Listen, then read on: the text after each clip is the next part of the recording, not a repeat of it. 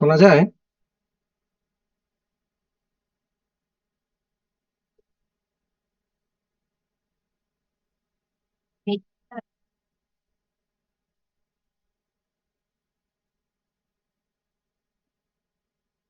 দু একজনকে রেসপন্স করতে হবে। আসসালামু আলাইকুম। জি স্যার, শোনা যাচ্ছে। হ্যাঁ। আচ্ছা, আমরা শুরু করি। আমাদের মোট পার্টিসিপেন্টস 20 জন, আমি সহ 21 জন। শুরু করব। জরুরি মানে ডিসকাশন, সবাই আসলেই ভালো।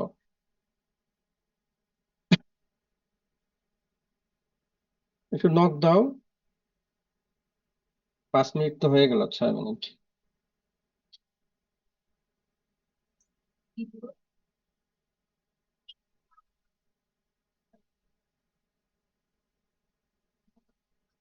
বাকিরা আসতে থাকুক, আর আমি একটা ভিডিও প্লে করি, যেটা আমাদেরকে অনেক কিছুই ইনফরমেশন দিবে ভিডিওটা।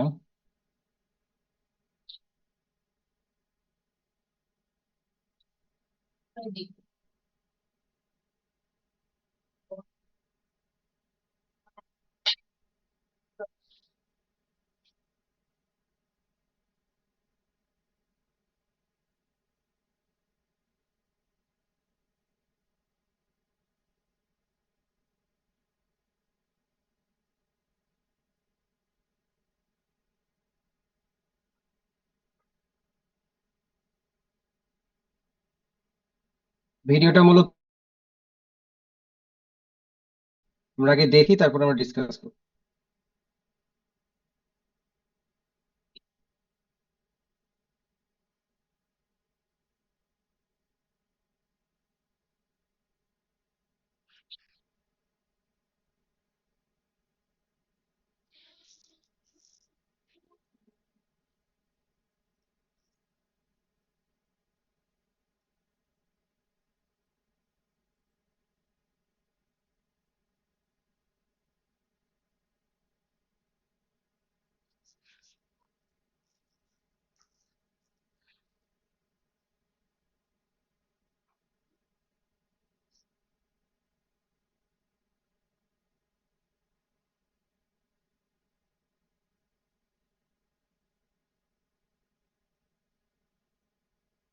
আচ্ছা, কেউ যদি কেউ রেকর্ড করতে চাও, রেকর্ডটা শুরু করে দিতে পারো। হ্যাঁ, আমি ভিডিওর মাঝখানে মাঝখানে একটু কথা বলবো আর কি।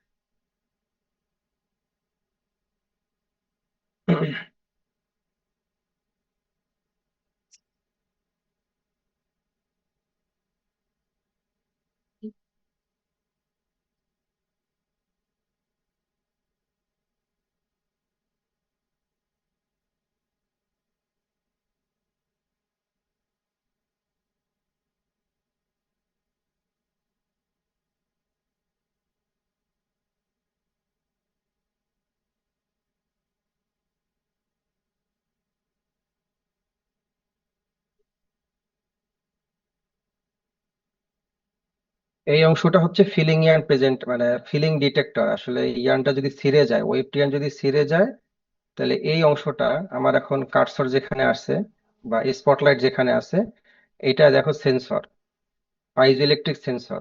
এই যে দেখো, ইয়েলো লাইট ব্লিঙ্ক। যখন ইয়ানটা ছিঁড়ে যাবে তখন, মানে ওয়েবটি ইয়ানটা ছিঁড়ে যাবে, তখন মেশিনে স্টপ হয়ে যাবে। আমাদের কিন্তু র্যাপিয়ারের ক্ষেত্রেও ছিল, ঠিক না? র্যাপিয়ারের ক্ষেত্রেও আমরা দেখেছি যে piezo electric web stop motion ছিল। এখানেও আছে, সেটা আমরা এখানে দেখতে পাচ্ছি সেন্সরটা।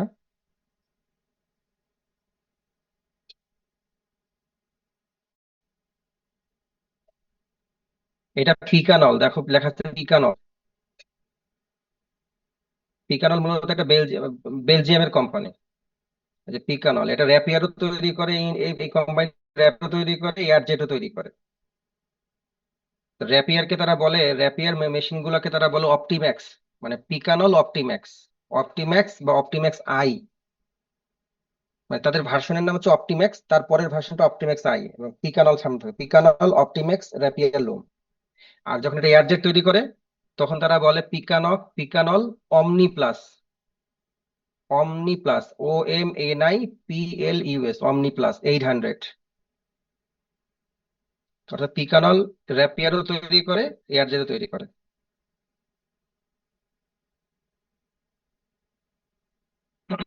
এটা হচ্ছে মূলত আইআরও, অথবা আমরা বলতে পারি ইডিপি, ইলেকট্রনিক ড্রাম প্রিওয়াইন্ডার।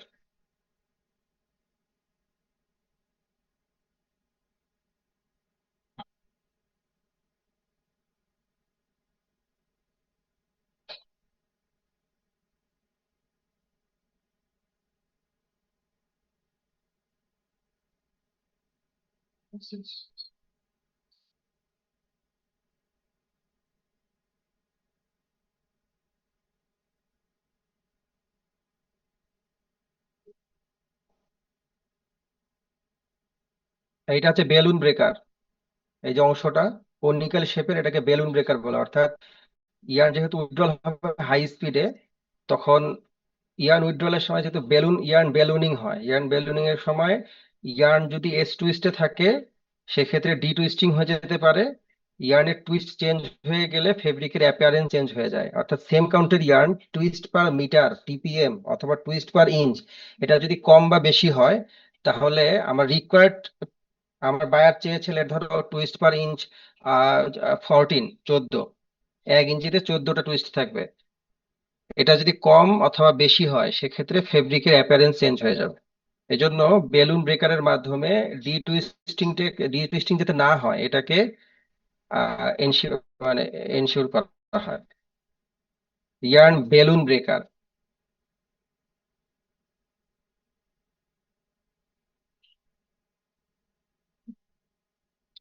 তোমরা কি দেখতে পাচ্ছ না? মানে ভিডিও তো দেখা যাচ্ছে এবং আমার কথাও শোনা যাচ্ছে, দুই একজন কিন্তু রেসপন্স করতে হবে। শোনা যাচ্ছে? জি স্যার। আচ্ছা, ঠিক আছে।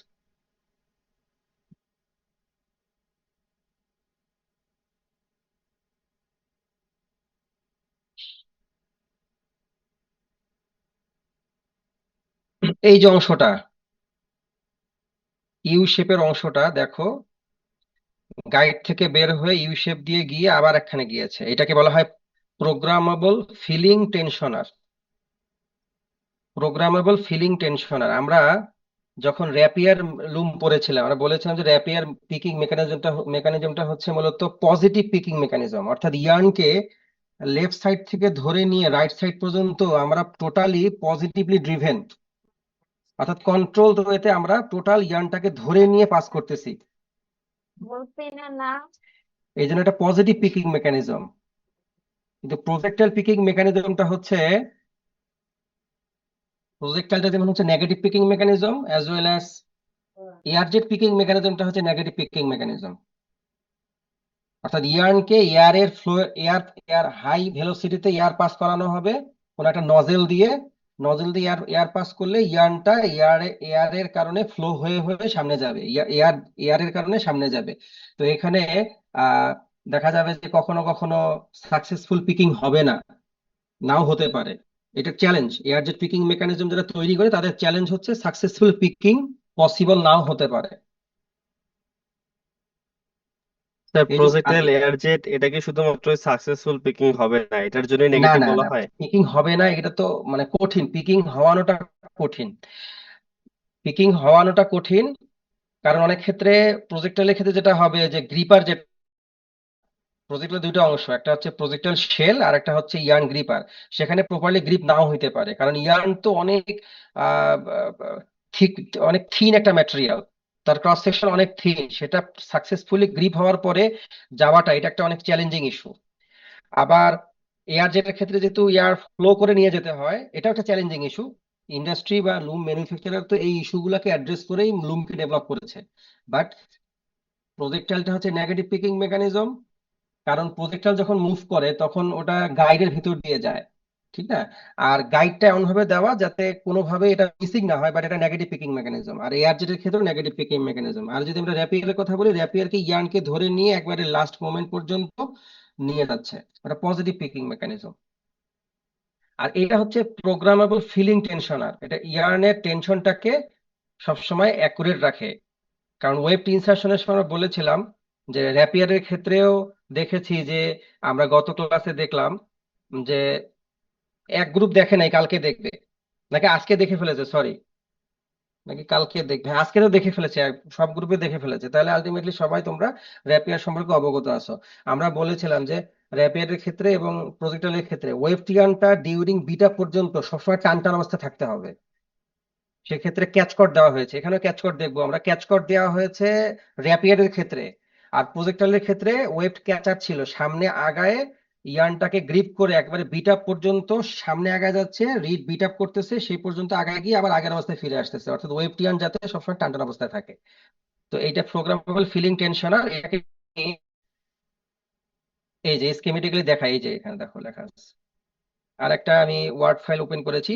প্যাকেজ থেকে ইয়ার্ন উইথড্রল হয়ে বেলুন ব্রেকারে যাবে, বেলুন ব্রেকার থেকে টেনশনার, টেনশনার থেকে প্রি ওয়াইন্ডার বলা হয়েছে, দেখো প্রি ওয়াইন্ডার, এটা ইডিপি ইলেকট্রনিক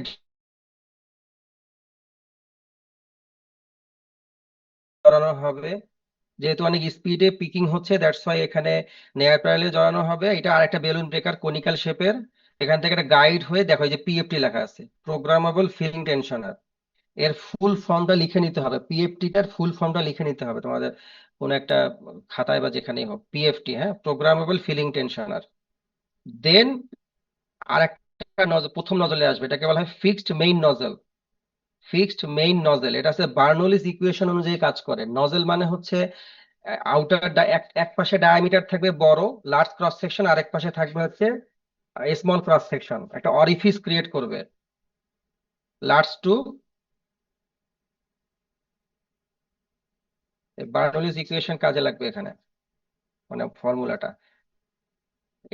এটা যেহেতু কোনিক্যাল শেপ, এটাকে নজল বলা হচ্ছে।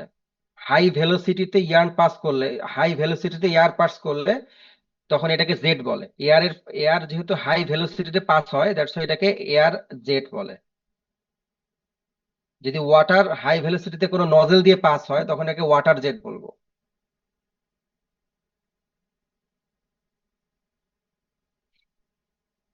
তাহলে এই নজল গুলো দেখতে এরকম কোনিক্যাল শেপের। এটা ফিক্সড মেইন নজল, এই নজলটা মুভ করে না, ফিক্সড মানে মুভ করে না। আমরা একটু পরে আবার ভিডিওটা শুরু করব, তখন আবার ক্লিয়ার হবে। এটা হচ্ছে মুভেবল মেইন নজল। তাহলে মেইন নজল যেটা ফিক্সড, আর এটা হচ্ছে মুভেবল মেইন নজল, এটা মুভ করে। এটাকে আমরা বলবো, ফিক্সড নজলটাকে ট্যান্ডেম নজলও বলা হয়, tandem.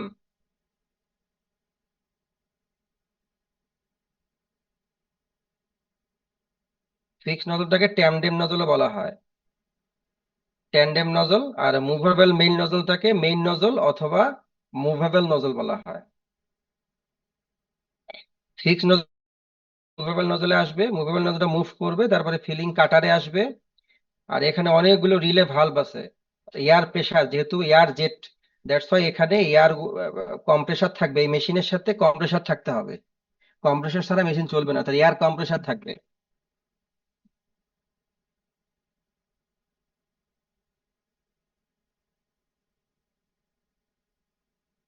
Sir fixed main nozzle এটা কাজটা কি স্যার? অর্থাৎ এয়ার জেট যেখানে থাকবে সেখানে এয়ার কম্প্রেসার থাকতে হবে।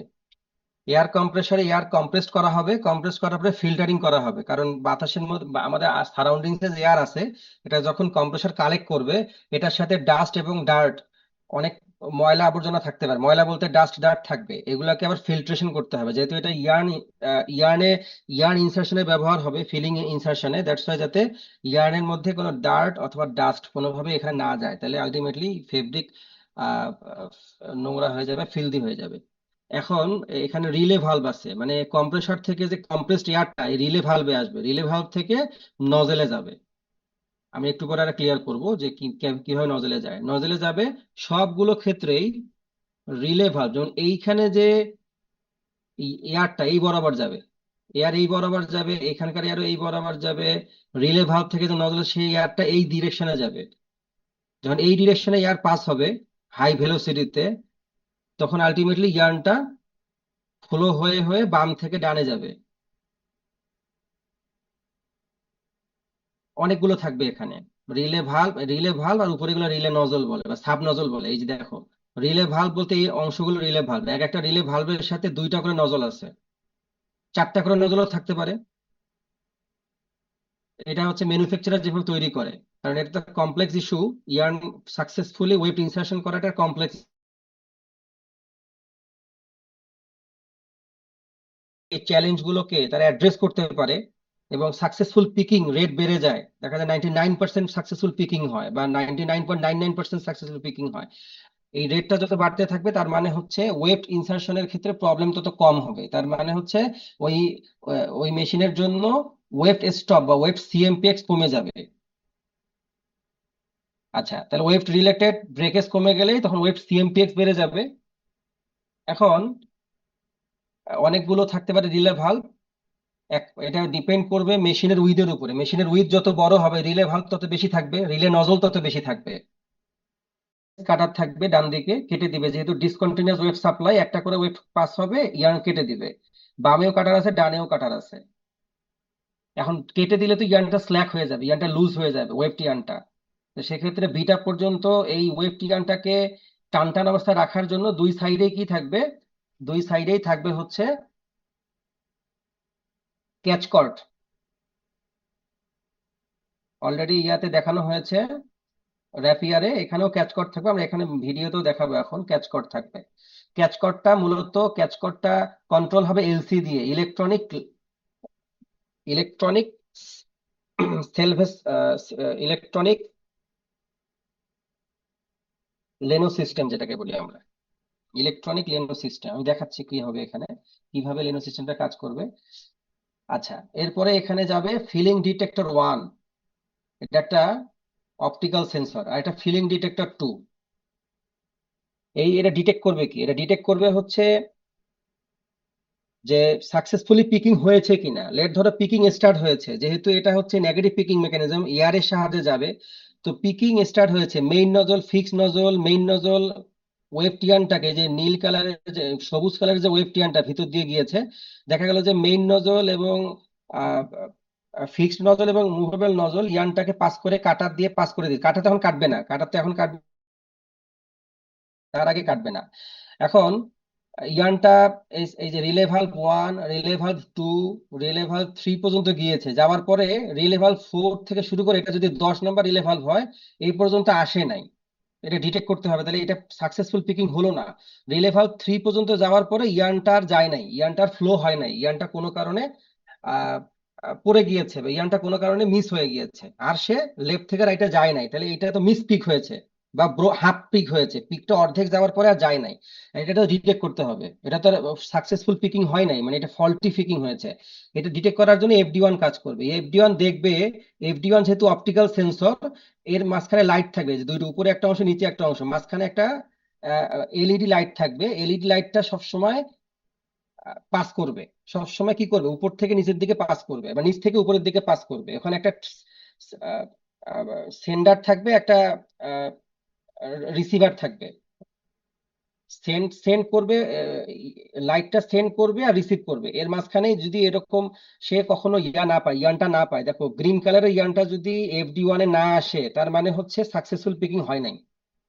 আমি একটু পরে এটা ব্যাখ্যা করব কিভাবে এফডি 1 কাজ করে, মানে অপটিক্যাল সেন্সরটা। তার মানে অপটিক্যাল সেন্সরটা, এফডি 1 এর কাজ হচ্ছে ইয়ানটা যদি লেফট সাইড থেকে রাইট সাইডে সাকসেসফুলি না আসে, তখন এফডি 1 ডিটেক্ট করবে যে আসে নাই। তার মানে এটা ডিটেক্ট, যখন সে ডিটেক্ট করবে আসে নাই, তখনই সিগন্যাল পাঠাবে পিএলসি কে, পিএলসি মেশিন বন্ধ করে দিও। তার মানে ওই যে রেসপেক্টিভ পিকটা, যে পিকটা শুরু হয়েছিল সেটা সাকসেসফুলি কমপ্লিট হয় নাই। তখন আমরা মেশিনটাকে রিভার্সিং করে ওই যে ফল্টি পিকটাকে বের করে দিয়ে আগের লুম সাইকেল থেকে আবার মেশিন রান করব। রানিং লুম সাইকেলে তো ইয়ানটা পিকিংটা হয় নাই, শেডিং হয়েছে কিন্তু পিকিং হয় নাই। রানিং লুম সাইকেলে পিকিং যেহেতু হয় নাই, ও রানিং লুম সাইকেলের এক পিক ফেব্রিক তো হয় নাই, 60 ইঞ্চি পিকিং হয় নাই, দেখা যায় যে 40 ইঞ্চি হওয়ার পর পিকিং হয় নাই, হাফ পিক হয়েছে, এটাকে ব্রোকেন পিক বা হাফ পিক বলে, অর্ধেকটা পিক হয়েছে, তো এটা তো ফল্টি। 40 ইঞ্চির পরে বাকি 60 ইঞ্চি পর্যন্ত 20 ইঞ্চি উইদের মধ্যে ইয়ার্ন তো থাকবে না, ওই জায়গায় ওয়েট ইয়ার্ন নাই, তাহলে ওইটা ফল্টি পিক। তখন কি করতে হবে, ওই রানিং রানিং লুম সাইকেলের মধ্যেই ইয়ার্ন মেশিন থেমে যাবে, রানিং লুম সাইকেলে মেশিন থেমে যাবে। তখন আবার রিভার্সিং করে আগের লুম সাইকেলে নিয়ে গিয়ে,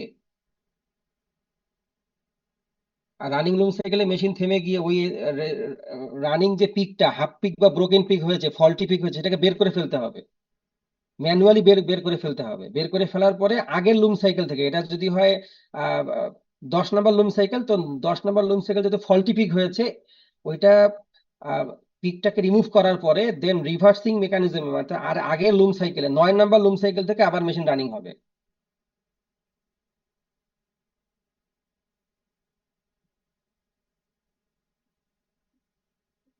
কেউ না বুঝতে পারলে কিন্তু সাথে সাথে আমাকে আটকায় দিবা, হ্যাঁ? আচ্ছা, তাহলে স্যার বোঝা। ওই নজরের কাজ তো হচ্ছে কি ডাস্ট রিমুভ করা, আর না স্যার না, নো, নজলের কাজ ডাস্ট রিমুভ করা না। নজলের কাজ হচ্ছে এয়ারকে পাস করা। নজল মানে হচ্ছে, যেহেতু নজল, নজল মানে হচ্ছে এক সাইডে কি থাকবে, ওয়াইডার ক্রস সেকশন, একটাকে একখানে থাকবে হচ্ছে স্মলার ক্রস সেকশন। এখন যখন এর ভিতর দিয়ে এয়ার পাস করানো হবে হাই ভেলোসিটিতে, তো এই এই ধরনের কনিক্যাল শেপের কারণে তখন এটা আরো বেশি পরিমাণে ভেলোসিটি ক্রিয়েট হবে, তখন জেট আকারে বের হবে এয়ারটা। এয়ারটা যখন জেট আকারে বের হবে, এয়ার জেট বের হবে, তখন ইয়ানটাকে সেটা, ইয়ান ভাসতে ভাসতে, মানে যেহেতু ডিরেকশনটা হচ্ছে এই দিকে, বাম থেকে ডানের দিকে, তখন বাম থেকে ডানে যাবে এয়ারটা।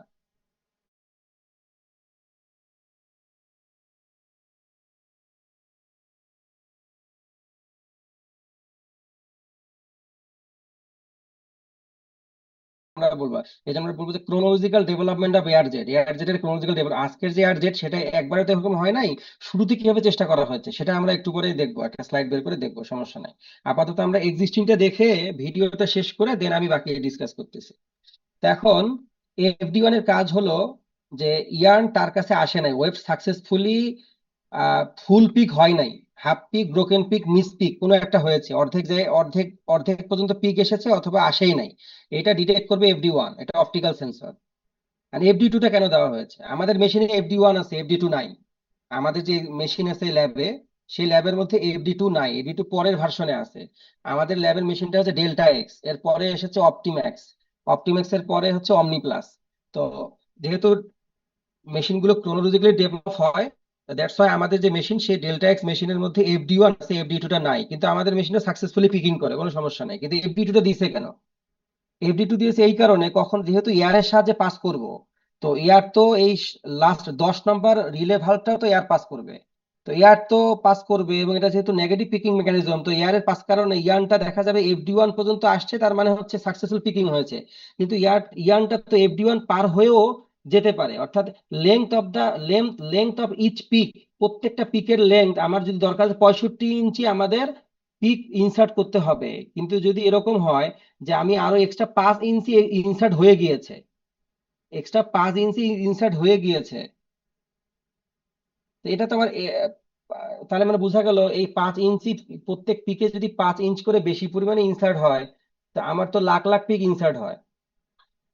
তো গত ক্লাসে আমি একটা হিসাব করাইছিলাম না, যে যদি 1 লাখ মিটার একটা ইয়ার্ন হয়, বা তোমরা নিজেরাও পারবা যে একটা ইয়ার্নের লেন্থ যদি 1 লাখ মিটার হয়, এবং সেটা যদি 40 কাউন্টের ইয়ার্ন হয়, সেটা কত কেজি হয়?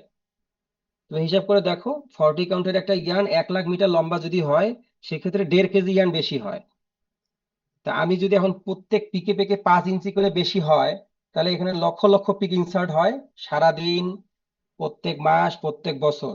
সেক্ষেত্রে এক্সট্রা অনেকগুলো ইয়ার্ন আমাদের কনজিউম হয়ে যায়, যেটা দরকার পড়বে না আমার। দ্যাটস ওয়াই FD2 ডিটেক্ট করবে, যদি FD2 বরাবর ইয়ার্ন আসে, তাহলে বোঝা গেল যে ওই পিকের লেন্থটা বড় হয়ে গিয়েছে, ওই পিকের লেন্থ বড় হয়ে গেছে, অর্থাৎ যাতে কোনোভাবেই প্রত্যেকটা সাকসেসফুল পিকিং এও কোনোভাবেই ইয়ার্নের লেন্থ আমার রিকোয়ারমেন্ট থেকে, ওয়েব ইয়ার্নের লেন্থ রিকোয়ারমেন্ট থেকে বড় না হয়, এটা ডিটেক্ট করার জন্য FD2 আছে। যখনই FD2-র কাছে দেখো, এখানে কিন্তু FD2-র কাছে সবুজ ইয়ার্নটা যায় নাই। FD2-র কাছে ইয়ার্ন যাওয়া মানেই হচ্ছে ইয়ার্ন এক্সট্রা, ওয়েব ইয়ার্নের যা রিকোয়ার্ড লেন্থ তার থেকে বেশি পরিমাণে লেন্থের ইয়ার্ন চলে গিয়েছে, তার মানে তখনই মেশিন থেমে যাবে। ওই রেসপেক্টিভ পিকে যেহেতু বেশি ইয়ার্ন গিয়েছে, তার মানে পরের পিক গুলোতে বেশি ইয়ার্ন যাবে, বেশি ইয়ার্ন যদি যায় তাহলে তো আমার বেশি পরিমাণে ইয়ার্ন কোনো কারণ ছাড়াই কনজিউম হলো, অর্থাৎ এটা কোনো ইফেক্টিভলি প্রোডাক্টিভ ওয়েতে হলো না, এটা ওয়েস্টেজ হয়ে যাবে। তো যখনই এরকম কোনো কিছু হবে, FD2-র কাছে ইয়ার্ন যাবে, ওয়েব ইয়ার্নটা যাবে, তখনই মেশিন থেমে যাবে, তখন FD2-কে বামে সরাই নিতে হবে। এখন তো যে অবস্থায় আসে সেখান থেকে বামে সরাই নিয়ে আসতে হবে, বামে সরাই নিয়ে আসতে হবে।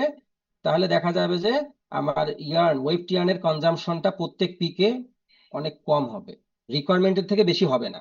তাহলে FD1টা হচ্ছে তার কাছে যদি ইয়ার্ন না আসে, তাহলে সে ডিটেক্ট করে, তখন মেশিন থেমে যায়।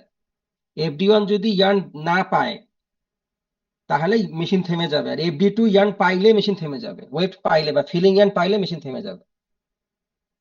স্যার দুইটা তাহলে অপটিক্যাল যে সেন্সর। ইয়ানটা এক্সট্রা আমার এফডি2 এর কাছে গেল সেটাকে কি আবার ব্যাক নেওয়া হয়?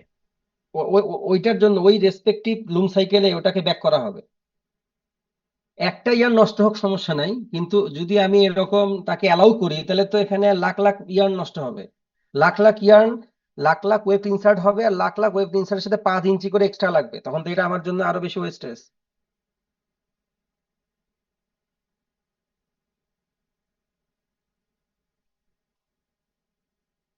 ক্লিয়ার? স্যার, FD1 এর বিষয়টি একটু আরেকবার বলতে পারবেন? ফিলিং ডিটেক্টর ওয়ান, হ্যাঁ এফডি মানে ফিলিং ডিটেক্টর ওয়ান, বা অনেকে বলে web filler one, WF1। Web না মানে ফিলার স্যার ওয়ান। আর কি, এখানে যদি ইয়ার না আসে তাহলে আর কি কেন থেমে যাবে? FD1 যদি ইয়ার না আসে তার মানে হচ্ছে FD1 পর্যন্ত ইয়ার আসতেই হবে সাকসেসফুল পিকিং এর জন্য। লেট ধর আমার 65 ইঞ্চি পিক ইনসার্ট হতে হবে, FD1 পর্যন্ত 65 ইঞ্চ। আমার ইয়ার ফেব্রিকের লেন্থ 60 ইঞ্চ, 5 ইঞ্চি আবার এক্সট্রা লাগবে বামে ডানে, যেহেতু ক্যাসকট ধরবে ইয়ানটাকে টান টান রাখতে হবে। আমার সাকসেসফুল পিকিং এর জন্য 65 ইঞ্চি মিনিমাম লাগবে, তাহলে FD1 পর্যন্ত 65 ইঞ্চ হতে হবে। যদি FD1 পর্যন্ত ইয়ার না পায় তাহলে আলটিমেটলি দেখা যাবে যে ওই পর্যন্ত যেহেতু ইয়ার আসে নাই, মানে 65 ইঞ্চি ইনসার্ট হয় নাই, তার মানে হচ্ছে আমি 60 ইঞ্চি উইথ বরাবর ওয়েবটিয়ান ওই ওই রেসপেক্টিভ লুম সাইকেলে পাবো না। মানে হাফ পিক হবে, ব্রোকেন পিক হবে, মিস পিক হবে, ফল্টি পিক হবে। মানে ওই পিকটা ইনসার্টে হয় নাই, বা অর্ধেক ইনসার্ট হয়ে সে আর আগাইতে পারে নাই, মুভ করতে পারে নাই বাম থেকে ডানে। তো সেক্ষেত্রে তো FD1 যখন তার সামনে ইয়ান পাবে না, তখনই সে মেশিনকে থামাই দিতে হবে রেসপেক্টিভ লুম সাইকেলে, তার মানে হচ্ছে সাকসেসফুল পিকিং এ হয় নাই। বাট FD2 সাকসেসফুল পিকিং হওয়ার পরেও FD2 বরাবর যদি ইয়ানটা আসে, তাহলে আমার যা রিকোয়ার্ড লেংথ অফ ওয়েবট, একটা একটা ওয়েবটের যে পরিমাণ লেংথ দরকার তার থেকে বেশি ওয়েব ইনসার্ট হচ্ছে, বেশি লেন্থের। এই জন্য মেশিন FD2 ডিটেক্ট করবে তার কাছ থেকে ইয়ান আসছে কিনা, আসলে মেশিনকে থামাই দেবে ওই রেসপেক্টিভ লুম সাইকেলের জন্য, ইয়ানটাকে রিমুভ করে আগের লুম সাইকেল থেকে মেশিন রান করে, এবং এর আগে আমাকে FD2টাকে বামে সরাই নিতে হবে। এখন এক্সিস্টিং পজিশন থেকে বামে সরাই নিতে হবে, যাতে প্রত্যেক পিকে এক্সট্রা কোনো ওয়েব ইনসার্ট না হয়, এক্সট্রা লেন্থের ওয়েব ইনসার্ট না হয়। স্যার তার মানে আমি যদি এফডি ওয়ানের সুতা না আসে আমি মেশিনটা অফ করে দিব, অফ করে দিয়ে মেশিন ওই অফ সুতা হয়ে যাবে, ওটা তো অফ প্রোগ্রামিং হয়ে হবে যাবে, এগুলা। হুম। সুতাটাকে আমি আবার ব্যাক নিব, ব্যাক নেওয়ার পরে ওই লুম সাইকেল আমি আবার শুরু করব এন্ড হ্যাঁ, দশ মেশিনের। নম্বর লুম সাইকেলে যখন 10 নম্বর লুম সাইকেলটা ফল্টি হলো, তাহলে এটা রিভার্স করে মেশিনের রিভার্সিং পজিশনের রিভার্সিং বাটন আছে, বাটন চাপলেই মেশিনের শেড, তো আলটিমেটলি আর্লি শেড টাইমিং এর জন্য যেটা হয়, আর্লি শেড টাইমিং এর জন্য শেড তো ওপেন হয়ে গিয়েছে, শেড ক্লোজ হয়ে গিয়েছে, শেড লেভেল থেকে ক্রস হয়ে গিয়েছে। এই জন্য ওই ফল্টি পিকটাকে যদি আমি বের করতে চাই, মেশিনটাকে রিভার্স করতে হবে, রিভার্সিং বাটনে চাপ দিলে তখন আগে যেটা অলরেডি আর্লি শেড টাইমিং এ শেড ক্রস হয়ে গিয়েছে সেটা ওপেন হবে, রিভার্স হয়ে ওপেন হবে। ওই রেসপেক্টিভ ফল্টি পিকটাকে বের করে ফেলবো, বের করে ফেলে 10 নম্বর লুম সাইকেলে ফল্টি ছিল, 9 নম্বর লুম সাইকেল থেকে মেশিন আবার স্টার্ট হবে।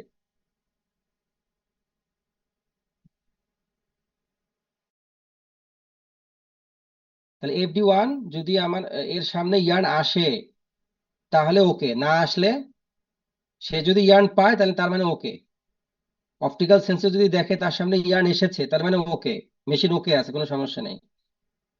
আর FD2 যদি তার সামনে ইয়ার্ন পায় তাহলে নট ওকে। স্যার এফডি টুটা হচ্ছে কি ফল্ট ডিটেক্ট করার পরে বামে নিব, আমি যদি একবারই বামে নিয়ে যাই আগেই তাহলে তো আমার ওই ফল্ট আসার রিকোয়ারটা মানে রেটটা আর কমে যাচ্ছে।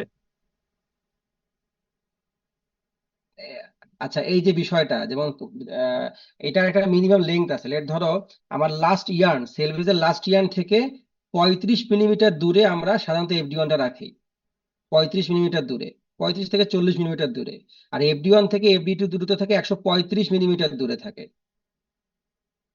কারণ এটা যেহেতু নেগেটিভ পিকিং মেকানিজম, আমার আমার আসলে FD1 যদি পায়, মানে ধরো FD2 দিলাম না, FD2 না দিলে কি ঘটনা ঘটবে, FD1 তো তার কাছে ইয়ান পাইলে দ্যাটস ওকে, কোনো সমস্যা নেই।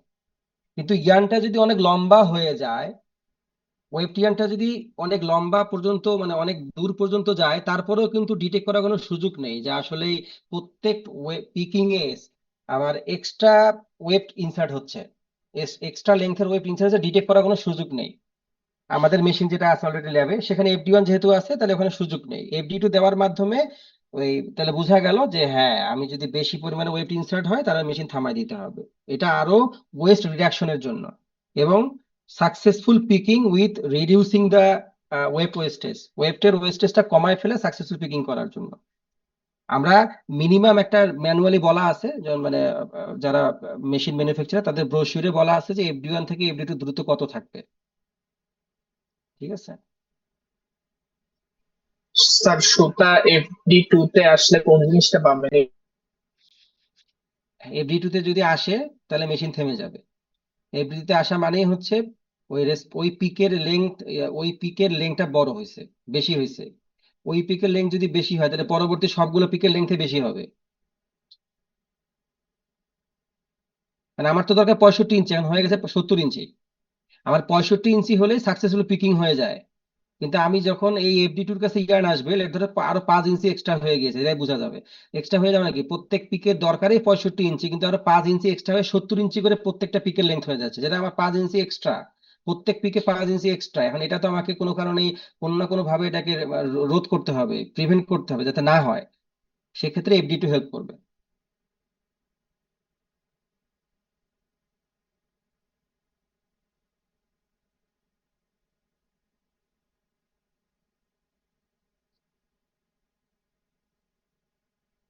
ক্লিয়ার ব্যাপারটা?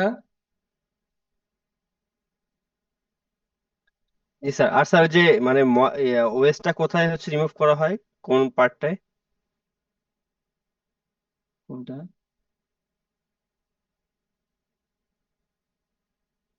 স্যার ওয়েস্ট গুলো কোন পার্টে রিমুভ করা হয়? আপনি বলছিলেন যে ওয়েস্ট গুলো সাক করে নেওয়া হয়, এটা কোন জায়গায় হয়? দেখাচ্ছি আমি। ইয়েটা দেখাই। ওয়েস্টটাকে রিমুভ করা হয় কিভাবে দেখো এখন একটু। এই যে এটা PFT, প্রোগ্রামেবল ফিলিং টেনশন, হ্যাঁ।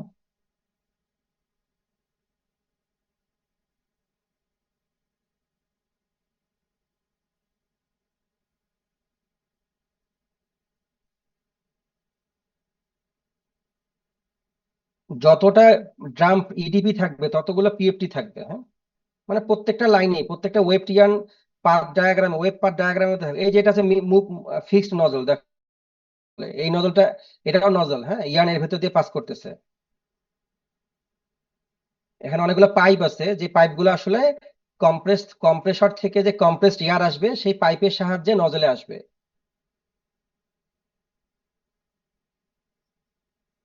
এটা হচ্ছে ফিক্সড নজল। এই নজলটা কিন্তু মুভ করতেছে না, দেখো এই ফিক্সড নজল।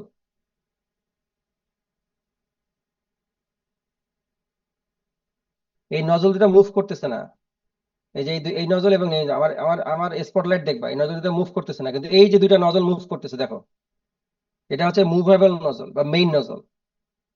ফিক্সড নজলকে বলা হতে পারে ট্যান্ডেম নজল, আর মুভেবল নজল আর মেইন নজল। এবং অনেকগুলো দেখো ইয়েলো কালারের, সরি গ্রিন কালারের যে নীল কালারের যে কি বলে, একটা নীল কালার এবং একটা হচ্ছে ব্ল্যাক কালার, দুইটা কালারের আসছে, মানে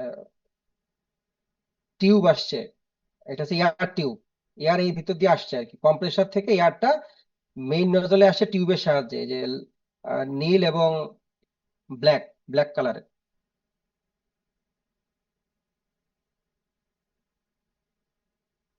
এবং ট্যান্ডেম নজলের কাছেও কিন্তু এই যে আছে, টিউব আছে ট্যান্ডেম নজলের কাছেও। কম্প্রেসর থেকে এয়ার টিউবের মাধ্যমে ট্যান্ডেম নজল বা এরকম ফিক্সড নজলের কাছেও এয়ার আসবে। এটা হচ্ছে মনিটর, 600 RPM বা 600 PPM এ চলতেছে। ইফিসিয়েন্সি এটা 94%। ফিলিং এর জন্য CMPX কত এবং ওয়ার্পের জন্য কত এটা দেখাচ্ছে। এই যে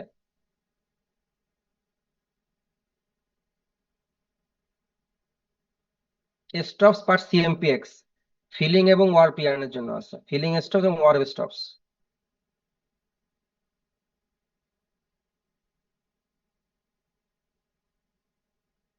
এই ইনফরমেশন দেখায় যে এখন কত পিক ইনসার্ট হচ্ছে, দেখো পিক 56,400, 500, 600 এরকম হচ্ছে, বাড়তেছে প্রত্যেক সেকেন্ডে সেকেন্ডে বাড়তেছে। এবং 1 ঘন্টা 34 মিনিট ধরে চলতেছে শিফট কাউন্টার। এখন পর্যন্ত এই শিফটে কত লাখ পিক ইনসার্ট হয়েছে।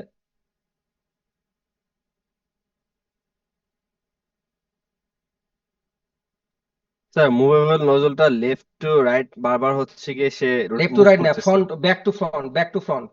মানে রিডের সাথে মুভেবল নজলটা মূলত স্লের সাথে লাগানো থাকবে। স্লে যেভাবে ব্যাক থেকে ফ্রন্টে আসবে, মুভেবল নজলে ফ্রন্টে থাকবে। এই যে কাটার, ওয়েব কাটার, বামে ডানে মুভেবল নজলের মেইন নজলের পরেই তো থাকবে হচ্ছে কাটার, এই যে কাটার। এবার সামনে রিড আছে, রিডের ভিতর দিয়ে ইয়ার্ন পাস করতেছে, রিডের নিচে আর রিডের ঠিক সামনে স্লের সাথে লাগানো থাকবে হচ্ছে আমাদের সাব নজল গুলো। এখানে সাব নজল দেখানোর সুযোগ নাই, আমরা কালকে মেশিনে দেখবো। এই যে সাব রিলে ভালভ এবং সাব নজল গুলো তো আর মেশিন চলার সময় দেখা যাবে না, আমাদের মেশিনের মধ্যে যদি সাব নজল আছে, রিলে ভালভ আছে, সবই দেখা যাবে, হাত দিয়ে আমরা দেখবো, কোনো সমস্যা নেই।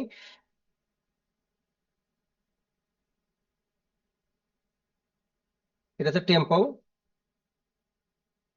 টেম্পলের সাহায্যে ইয়ান ফেব্রিকটাকে ফেব্রিকটাকে টানটার অবস্থায় রাখছে আর কি, ক্লথ ফেল বরাবর।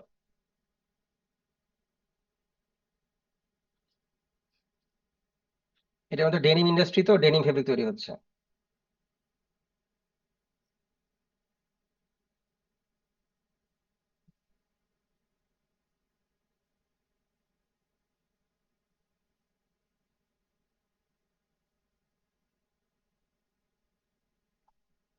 এই যে এই অংশের মধ্যে, এই যে আমার যে এখন কার্সর যেখানে আছে, এখানে একটা সাবনজল আছে এই বরাবর, এই যে কালো টাইপের, যদি এখানে খুব একটা বেশি ভিজিবল না, কালো টাইপের সাবনজল আছে।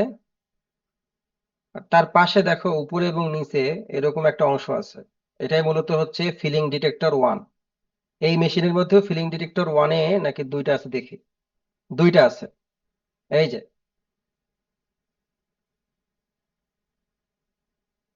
এখানে FD1 FD2 দুইটা আছে, এই যে দুইটা, এখানে একটা আছে, এখানে একটা আছে।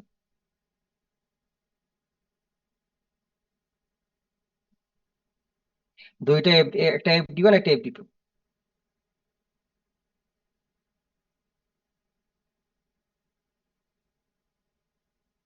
আর এইটা হচ্ছে ক্যাচ কর্ড, এই যে ক্যাচ কর্ড,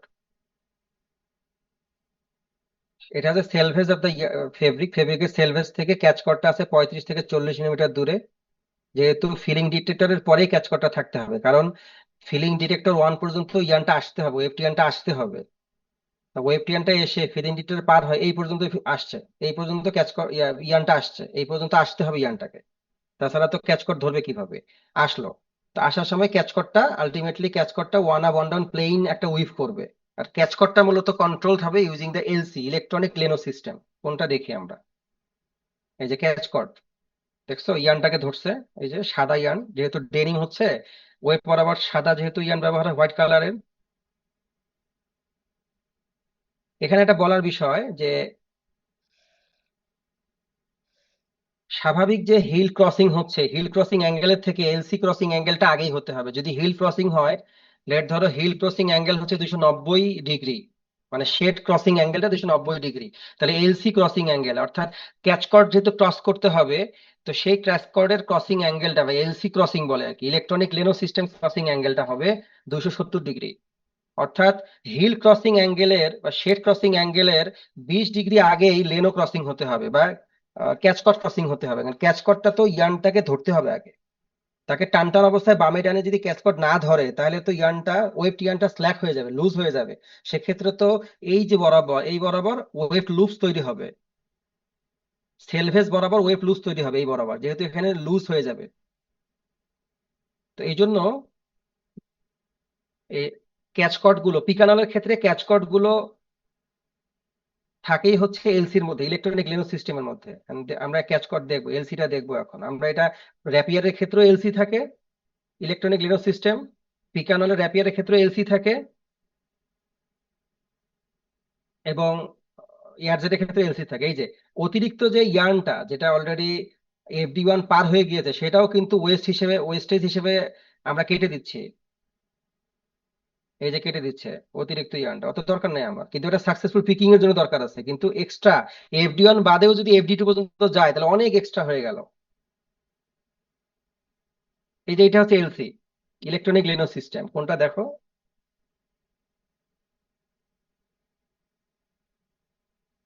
এই যে এই সিস্টেমটা, এই সিস্টেমটা হচ্ছে এলসি। এখানে কিছু, এই এলসি মানে হচ্ছে এখানে কিছু কি আছে, হিল্ড ওয়্যার আছে, এই যে হিল্ড ওয়্যার আছে।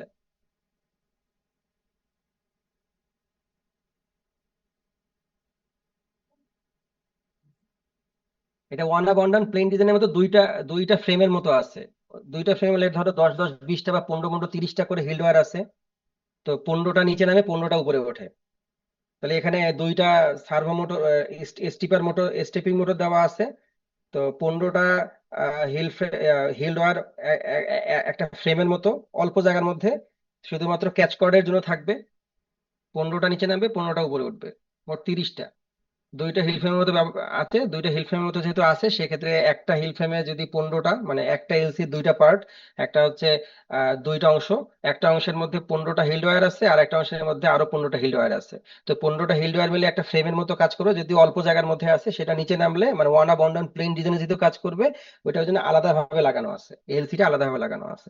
যদি আমরা আমাদের একটা হিল ফ্রেমকে এলসি মানে লেনোর জন্য ব্যবহার করতাম, দুইটা হিল ফ্রেমকে, যদি যদি ধরো আমাদের এখানে টোটাল 10টা হিল ফ্রেম আমি ব্যবহার করলাম, 8টা দিয়ে ডিজাইন করলাম, আর দুইটা হিল ফ্রেমকে আমি ডেডিকেটেডলি ইউজ করলাম লেনোর জন্য এবং ক্যাচ কর্ডের জন্য। সেক্ষেত্রে কিন্তু আমি আলাদা আলাদা ক্রসিং এঙ্গেল করতে পারবো না। যেহেতু এলসির মাধ্যমে আমি এলসিটাকে আলাদা কন্ট্রোল করতে পারি, তাই এলসিটাকে আমি আলাদা একটা ক্রসিং এঙ্গেল দিতে পারবো। যদি আমি ক্যাচকট সহ পুরা লেনোটাকে আমি হিল ফ্রেম দিয়ে ডিনোট করে দেই, যে 10টা হিল ফ্রেমের মধ্যে 8টা হিল ফ্রেম দিয়ে ডিজাইন হবে, আর বাকি দুইটা হিল ফ্রেম লেনোর জন্য থাকবে, তাহলে কিন্তু এই যে আলাদা ক্রসিং অ্যাঙ্গেলটা দেওয়া পসিবল না। তার মানে হচ্ছে ওয়েব টিয়ানটা টান টান অবস্থায় থাকবে, যে মানে আপ টু বিটা পর্যন্ত, সেটা কিন্তু দুইটা হিল ফ্রেম অ্যাসাইন করলে সেটা কিন্তু আমি আলাদা ক্রসিং এঙ্গেল দিতে পারতেছি না, এটা প্রবলেম। এই জন্য এলসি এই বিষয়টাকে, এই যে চ্যালেঞ্জ যেটা যে সবসময় টান টান অবস্থায় ওয়েব টিয়ানটা থাকা, এই এই এই চ্যালেঞ্জটাকে ইলেকট্রনিক লেনো সিস্টেম এটা কিন্তু আলটিমেট অ্যাড্রেস করবে। মানে এই প্রবলেমটাকে মিটিগেট করবে ইলেকট্রনিক লেনো সিস্টেম, যেহেতু এখানে এলসিটা আলাদাভাবে আমি কন্ট্রোল করতে পারতেছি, আলাদাভাবে এর ক্রসিং অ্যাঙ্গেলটা দিতে পারতেছি। স্বাভাবিক হিল ক্রসিং অ্যাঙ্গেলের থেকে এলসি ক্রসিং অ্যাঙ্গেলটা 20 থেকে 25 ডিগ্রি আগে দেওয়া হয়, আর আগেই হতে হবে।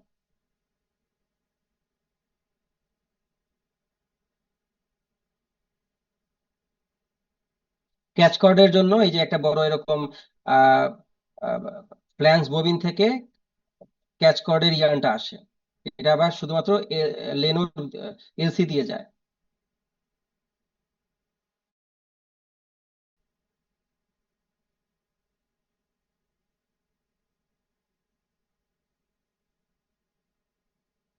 স্যার ওই যে সাইডের যে সুতাগুলো দেখা যাচ্ছে এগুলো যে সেলভেজ সেলভেজ এটা না কাটিং সেলভেজের পরে, সেলভেজ? মানে এটা ওয়েস্ট ওয়াইন্ড, এটা ওয়েস্টেজ, এটা ওয়েস্ট ওয়াইন্ডারে জড়ানো হবে। দেখো কোথায় যায়, এই যে এটা ওয়েস্ট ওয়াইন্ডার, এটা ওয়েস্টেজ আসলে, এটা এটা স্যার এগুলো যে এক্সট্রা যে সুতাগুলো আসছে সেই ওয়েস্টেজ গুলো?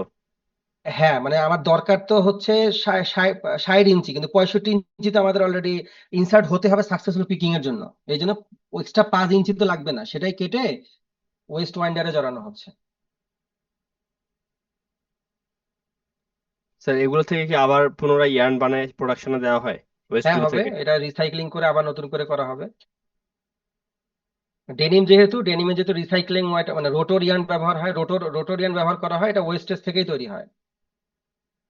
যেহেতু আর কম টিয়ান কার্ডের ইয়ার্ন ব্যবহার করা হয়।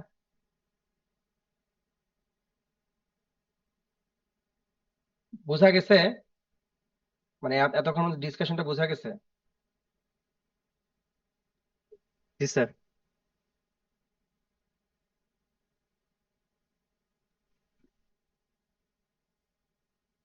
তাহলে আমরা এই বিষয়টা বুঝলাম, ওয়েবটিয়ান পার্ট ডায়াগ্রাম। প্রথমে প্যাকেজ থাকবে, প্যাকেজ থেকে ইয়ার্ন এসে বেলুন ব্রেকারে দিয়ে রেসপেক্টিভ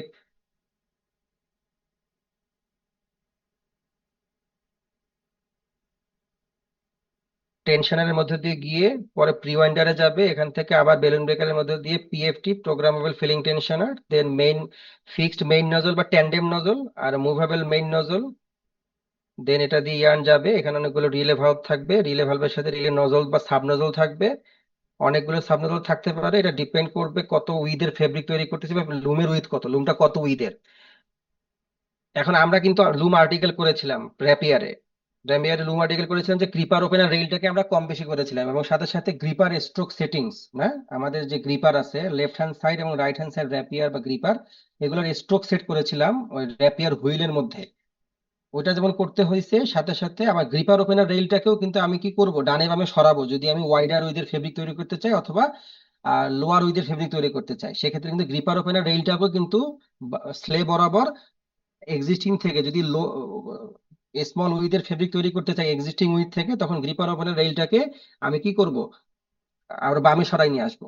ডানে ছিল, এখন বামে সরাই নিয়ে আসবো। সাথে সাথে সি হুক যেগুলো ছিল র্যাপিয়ারের জন্য, সি হুক গুলাকে আমি কি করব, সি হুক গুলাকে খুলে ফেলবো, স্লে থেকে সি হুকও খুলে ফেলবো, কারণ আমার তো ওই পর্যন্ত র্যাপিয়ার দরকার নেই, র্যাপিয়ারের বেল যাওয়ার দরকার নাই, দ্যাটস ওইটাও খুলে ফেলবো। ওটা ছিল লুম আর্টিকেল ফর র্যাপিয়ার লুম, এখানেও লুম আর্টিকেল করতে হবে। যদি আমি এখন আমার ফেব্রিকের উইথ হতে হবে 70 ইঞ্চি ফেব্রিক তৈরি করা যাবে, তাহলে আমি এখন যদি 60 ইঞ্চি করতে চাই তাহলে 10 ইঞ্চি তো কমাইতে হবে। সেক্ষেত্রে কি করতে হবে, 10 ইঞ্চি কমানোর জন্য দেখা যাবে যে রিলে ভালভ যেটা আছে, এই যে আমি এখন যে কার্সর রেখেছি, এই কার্সরের রিলে ভালভ লেট ধরে আরো দুইটা আমাকে কি করতে হবে, আমার 10টা আছে, আমি 8টা দিয়েই 60 ইঞ্চি ফেব্রিক তৈরি করতে পারতেছি, তাহলে দুইটা রিলে ভালভকে ইনঅ্যাক্টিভ করে ফেলতে হবে। দুইটা রিলে ভালভ ইনঅ্যাক্টিভ করে দিয়ে দুইটা রিলে নজল, 4টা রিলে নজলকে খুলে ফেলতে হবে। যেহেতু এখানে এক একটা রিলে ভালভে দুইটা করে রিলে নজল আছে বা সাব নজল আছে, তাহলে দুইটা রিলে ভালভ ইনঅ্যাক্টিভ করে দিয়ে 4টা সাব নজলকে খুলে ফেলতে হবে। খুলে ফেলে এই যে কাটারটা আছে সেলভেজ কাটার, এই কাটারটাকেও কি করতে হবে, বামে সরাই নিয়ে আসতে হবে।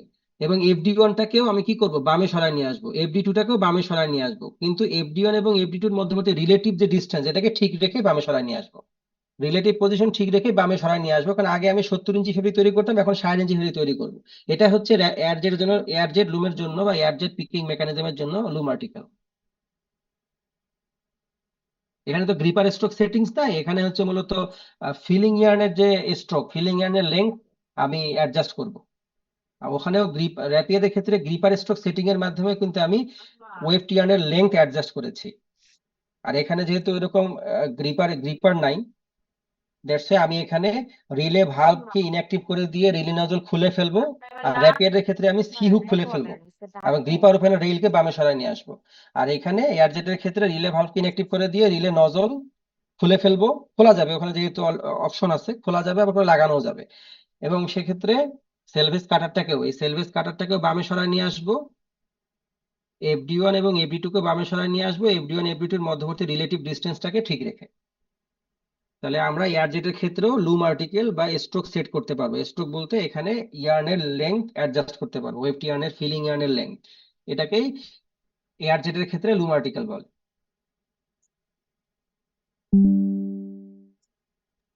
স্যার যদি এখন ওয়েভটা বেশি ইনসার্ট হয়ে যায় মানে FD2 তে যায়, তাহলে এটাকে আমরা সলভ করবো? যদি যায়, যাওয়া তো যাবে না স্যার মানে এখন যদি কোনো কারণে বেশি ওয়েভ ইনসার্ট হচ্ছে মানে ওয়েভ সেলস হচ্ছে, হ্যাঁ তো এখন যাচ্ছে, তো কিন্তু মেশিন কোনোভাবে, স্টপ হ্যাঁ, করব। রাইট রাইট, মানে এইটা তো না যে আমরা FD2 পর্যন্ত গিয়েছি, আমি কি করব, আমি যতই FD2 নিচে নিয়ে বামে সরাই নিয়ে আসি, তাহলে এই ইয়ার্নটাকে ক্যারি করতেছে কে, ইয়ার্নটাকে বাম থেকে ডানে নিয়ে আসার ক্ষেত্রে ইয়ার্নের সারফেসে যে এয়ারটা তো আলটিমেটলি ইয়ার্নের সারফেসের মধ্যে স্ট্রাইক করতেছে দেখে ইয়ার্নটা বাম থেকে ডানে যাচ্ছে। তাহলে আমার ইয়ার্নটা, যে ইয়ার্নের মধ্যে যে এয়ার প্রেসার যাচ্ছে সেই প্রেসারটা কমে ফেলতে হবে।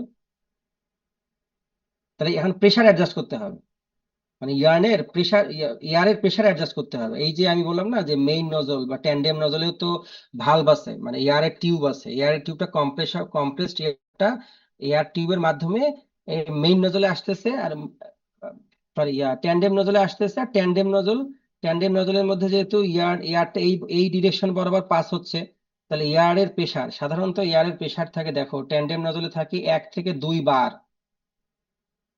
মানে অ্যাটমসফেরিক প্রেসার। মুভেবল মেইন নজরে থাকে 3 থেকে 4 বার বা 5 বার,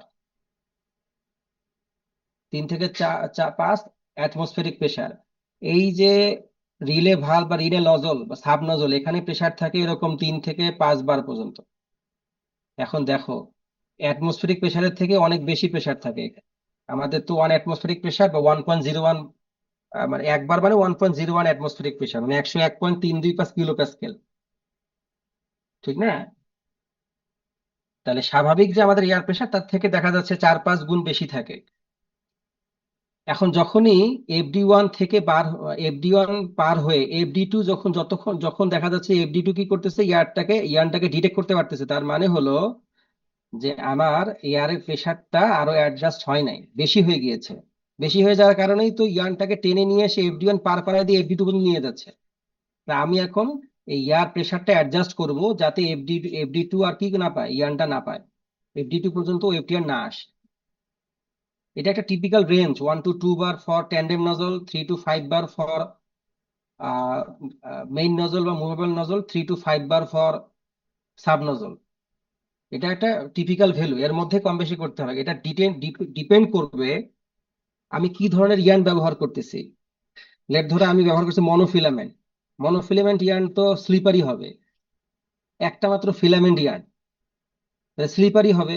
তাহলে এই ইয়ার্ন পাস করতে গেলে অনেক বেশি পরিমাণে এয়ার প্রেসার দিতে হবে, কারণ ইয়ার্ন স্লিপারি হওয়ার কারণে ইয়ার্নের সারফেসটা যদি স্লিপারি হয়, এয়ার তো এই বরাবর স্ট্রাইক করতেছে, এই বরাবর এয়ারটা স্ট্রাইক করতেছে, ইয়ার্ন মনোফিলামেন্ট ইয়ার্ন।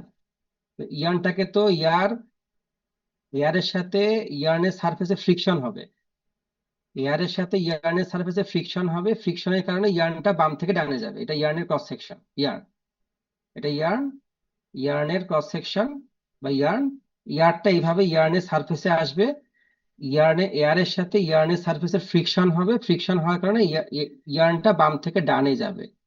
যদি মনোফিলামেন্ট হয় তো ফ্রিকশন কম হবে, ফ্রিকশন কম হলে অনেক বেশি পরিমাণে এয়ার কনজাম্পশন হবে, মানে অনেক বেশি পরিমাণে এয়ার পাস করতে হবে, মানে এয়ার প্রেসার বাড়াইতে হবে, লেট ধরো পাস করতে হবে।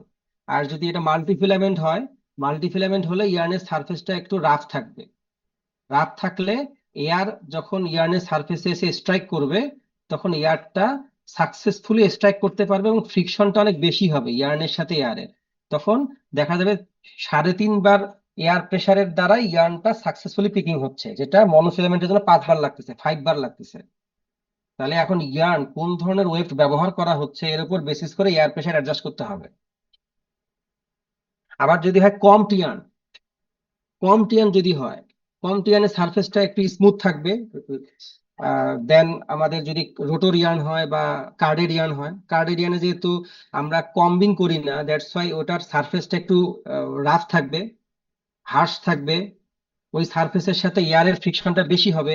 এই জন্য কম টিয়ানের থেকে কার্ডেরিয়ানে এয়ার কনজাম্পশন কম হবে, কম এয়ার প্রেসারের মাধ্যমে কার্ডেরিয়ানের সাকসেসফুল পিকিং করা যাবে এয়ার জেটে, রাদার দেন কম টিয়ান যেহেতু স্মুথ সারফেস, যত সারফেস স্মুথ হবে, ইয়ার্নের সারফেস যত স্মুথ হবে, তত বেশি পরিমাণে এয়ার প্রেসার লাগবে সাকসেসফুল পিকিং করার জন্য। এই জন্য মাদার উইভিং এ, অর্থাৎ আমরা আমাদের যে শার্টিং এবং সুইটিং ফেব্রিক যেটা আছে, অর্থাৎ আমাদের শার্ট প্যান্ট বানানো যে ফেব্রিক গুলো, জিন্স বা গ্যাবার্ডিন না, এই ধরনের ইন্ডাস্ট্রিতে দেখবা যে এয়ার জেটও থাকে, র্যাপিয়ারও থাকে। কারণ এয়ার জেট যেহেতু কম টিয়ানের জন্য বা কম টিয়ান বা এরকম ফাইনার কাউন্টের yarn as well as soft সারফেসের ইয়ার্নের জন্য ভালো পারফর্ম করে না। দ্যাটস ওয়াই আমাদের দেখবে মাদার উইভিং এর ইন্ডাস্ট্রি গুলো সবগুলোতেই কিন্তু 100% এয়ার জেট না, 100% এয়ার জেট লুপ না, সেখানে র্যাপিয়ারও থাকে, এয়ার জেটও থাকে। কিন্তু যদি ডেনিম ইন্ডাস্ট্রি হয়, যত ডেনিম ইন্ডাস্ট্রি আছে তুমি দেখবে সব ইন্ডাস্ট্রির মধ্যে খুব কম পরিমাণে মানে র্যাপিয়ার লুম আছে, ম্যাক্সিমামই হচ্ছে এয়ার জেট লুম। কারণ ডেনিমের ক্ষেত্রে তো 7 কাউন্ট 8 কাউন্টের ইয়ার্ন ব্যবহার হয়, 5 কাউন্টের ইয়ার্ন ব্যবহার হয় এবং রোটোর ইয়ার্ন ব্যবহার হয়। মানে রোটোর ইয়ার্ন বা লোয়ার কাউন্টের ইয়ার্ন যদি হয়, সেক্ষেত্রে ইয়ার্নের ক্রস সেকশন এরিয়া বা সারফেস এরিয়াটা বেশি হয়। যেহেতু কাউন্ট কম, মানে ইয়ার্নটা বেশি, ক্রস সেকশন মোটা, ইয়ার্নটা বড় ক্রস সেকশনের, তার মানে হচ্ছে ইয়ার্নের সারফেস এরিয়া বেশি হলে এয়ারের সাথে ইয়ার্নের সারফেসের ফ্রিকশনটা বেশি হয়, তখন সাকসেসফুল পিকিং এর রেট বেড়ে যায়। এই জন্য ডেনিম উইভিং এর ক্ষেত্রে কোনো ইন্ডাস্ট্রিতে 100% এয়ার জেট লুম ব্যবহার করে, র্যাপিয়ার লুম নাই। কিন্তু যদি মাদার উইভিং হয়, তাহলে 100% যদি কেউ এয়ার জেট নিয়ে ইনস্টল করে, তাহলে সে বোকামি করবে, হবে না, সে পারবে না। কারণ আমাদের 50 কাউন্ট 60 কাউন্টের ইয়ার্ন ব্যবহার হয় এবং ম্যাক্সিমাম কম টিয়ান ব্যবহার হয়, আর হাই টুইস্টেড ইয়ার্ন ব্যবহার হয়। সেক্ষেত্রে ইয়ার্নের সারফেস খুব স্মুথ হয় এবং ইয়ার্নের সারফেস যেহেতু কাউন্ট বেশি হওয়ার কারণে সারফেস এরিয়া কমে যায়, তখন বেশি পরিমাণে এয়ার কনজিউম হয় এবং সাকসেসফুল পিকিং হওয়া কঠিন হয়ে যায়। আর যেহেতু র্যাপিয়ারের ক্ষেত্রে ইয়ার্নটাকে গ্রিপার এবং রিসিভার দুইটা ক্যারি করে নিয়ে যায়, সেক্ষেত্রে সাকসেসফুল পিকিং এর রেট র্যাপিয়ারের জন্য বেড়ে যায় যদি আমরা ফাইনাল কন্টেনার ব্যবহার করি এবং যে ইয়ার্নের সারফেসটা বেশি স্মুথ, এই ধরনের ইয়ার্ন ব্যবহার করি, র্যাপিয়ার পিকিং মেকানিজম এই ক্ষেত্রে খুব ভালো কাজ করবে। এই জন্য যদি তোমরা এরকম একই ইন্ডাস্ট্রির একই কোম্পানির দুইটা ইন্ডাস্ট্রিতে যাও, তুমি যাবে হচ্ছে মাদার উইভিং ইন্ডাস্ট্রিতে আর একটা যাবে ডেনিম ইন্ডাস্ট্রিতে। যেমন আমি ইন্ডাস্ট্রি জব করেছি থার্মেক্সে আমার ইন্ডাস্ট্রির নাম ছিল থার্মেক্স ইয়ার্ন ডাইট ফেব্রিক্স লিমিটেড, সেখানে মাদার উইভিং এর ইন্ডাস্ট্রি, তার পাশে ছিল সিস্টার ডেনিম, মানে ডেনিম ইন্ডাস্ট্রি। আমার যে থার্মেক্স ইয়ার্ন ডাইট ফেব্রিক্স লিমিটেড মাদার উইভিং এর, সেখানে দেখা যাচ্ছে যে 270টা লুম হচ্ছে র্যাপিয়ার আর 30টা লুম হচ্ছে এয়ারজেট। কিন্তু সিস্টার ডেনিমে সেখানে দেখা যাচ্ছে যে 250টাই হচ্ছে এয়ারজেড আর 30টা বা 40টা হচ্ছে মানে র্যাপিয়ার। এই কারণে আমরা আরো ডিসকাস করব, যে এয়ার প্রেসারটা কোন কোন প্যারামিটারে সেট করবে, এটা আরো ডিসকাস করবো আরেকটা ক্লাসে। বাট এখন বললাম, তুমি যেহেতু বললা, এটা আসলে আমার লেকচারের অংশ, যে FD2 কালকে এটাও বাড়ানো হবে, তানভীর সাহেব এটাও ডিসকাস করবে, মানে অল্প একটু। FD2 যেহেতু যখনই ইয়ানটাকে পাবে, তখন আমরা এটা কিভাবে মিটিগেট করব? FD2 কে সরাই নিয়ে আসলেই তো সমাধান হলো না। FD2 কে সরাই নিয়ে আসতে পারি আমি, কিন্তু এটাও সমাধান না। সেক্ষেত্রে আমাকে এয়ার প্রেসার সেট করতে হবে। ক্লিয়ার আমার ডিসকাশনটা এতটুক যতটুক বললাম?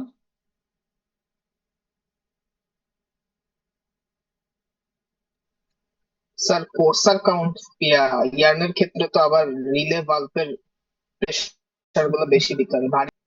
রাইট, বেশি দিতে হবে, হ্যাঁ বেশি দিতে হবে। আমার তো সাকসেসফুল পিকিং করতে হবে। এখন বেশি দিতে হবে মানে কি, তুমি যত, মানে এখানে একটা এক্সপার্টাইজ লাগবে, মানে এখানে যে অপারেটর থাকবে তার এক্সপার্টাইজ খুব জরুরি।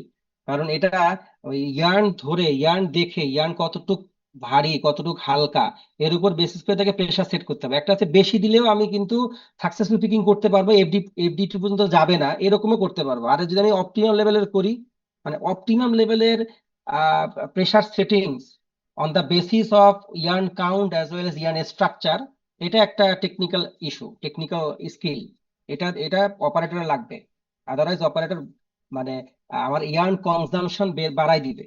ইয়ার্ন কিন্তু এই যে আমাদের, সরি, এয়ার কনজাম্পশন বাড়াই দিবে। এয়ারটা কিন্তু আমাদের দামি, যেহেতু আমরা এয়ারটাকে বাতাস থেকে নেই, কিন্তু এটা পিউরিফাই করি, এটা ফিল্টার করি, দ্যাটস ওয়াই ইয়ার্নটা অনেক ভ্যালুয়েবল, দামি এয়ার। দ্যাটস ওয়াই এই এয়ারের কনজাম্পশনটাকেও কমায় ফেলতে হবে। Successful picking by less consuming of filtered air, এটা একটা চ্যালেঞ্জ। হ্যাঁ, এই জন্য আমরা যদি বলি থিক প্লেস স্লাবিয়ান কিন্তু স্লাবিয়ান কি বলে এয়ার জেটের জন্য কিন্তু অ্যাপ্লিকেবল না, মানে খুবই কঠিন। কারণ স্লাবিয়ানের ক্ষেত্রে থিক প্লেস থিন প্লেস থাকে। তুমি যদি থিক প্লেসটা ভারী, থিন প্লেসটা হালকা, তাহলে থিক প্লেসের জন্য যদি তুমি এয়ার প্রেসার সেট করো, থিন প্লেস কি হয়ে যাবে, ছিঁড়ে যাবে। আবার থিন প্লেসের জন্য যদি তুমি থিন প্লেসের কাউন্টকে কনসিডার করে তুমি যদি এয়ার প্রেসার সেট করো, তাহলে থিক প্লেসের কারণে সাকসেসফুল পিকিং হবে না, হাফ পিক হবে, ব্রোকেন পিক হবে, ফল্টি পিক হবে। আবার যদি ইয়ার্ন ডাইড ইয়ার্ন ব্যবহার করি, অর্থাৎ আমরা যদি ইয়ার্ন ডাইড ফেব্রিক ব্যবহার করি, অর্থাৎ আগে থেকে ইয়ার্নটা আমরা ডাইং করে ফেলবো চেক এক্সট্রা ফেব্রিকের জন্য। যখন ইয়ার্ন ডাইং হবে, আমরা জানি যে ইয়ার্ন ডাইং করার আগে এটাকে আমরা সফট স্যান্ডিং করি, তারপরে প্যাকেজ ডাইং করি। তো এখানে যখন ইয়ার্ন ওয়েবড ইনসার্শনের আগেই, ইয়ার্ন যখন আগে থেকেই লিকার ট্রিটমেন্ট হবে, ইয়ার্নের মধ্যে টেম্পারেচার অ্যাড হবে, ইয়ার্নের মধ্যে স্ট্রেস পড়বে, প্রেসার পড়বে, যখন ডাইং করব এবং ড্রাইং করব ইয়ার্নের টেম্পারেচার অ্যাড হবে। তো ইয়ার্নের যে স্ট্রেংথ অবস্থায় ছিল, এই স্ট্রেংথটা ডাইং এর পরে, ডাইং এবং ড্রাইং এর পরে এই স্ট্রেংথটা অনেক কমে যাবে। সেই কমে গেলে, তখন ইয়ার্নের স্ট্রেংথ কমে গেলে ওই ডাইট ইয়ার্নের জন্য আসলে এয়ার প্রেসার সেট করা একটা ক্রিটিক্যাল ইস্যু হয়ে দাঁড়ায়। দেখা যাবে যে ইয়ার্নের স্ট্রেংথ একটু ফল করে, তখন বারবার ইয়ার্ন ব্রেক করে এয়ার জেটের ক্ষেত্রে, যদি আমরা ডাইট ইয়ার্ন ব্যবহার করতে চাই। কারণ ডাইট ইয়ার্নের যেহেতু ডাইং এবং ড্রাইং করা হয়েছে, অবস্থায় নাই, দ্যাটস ওয়াই ইয়ার্নের স্ট্রেংথটা ফল করে during yarn dyeing as well as yarn drying. সেক্ষেত্রে কিন্তু চেক স্ট্রাপ ফেব্রিকের জন্য এয়ার জেটটা অনেক ক্ষেত্রে প্রিফারেবল হয় না।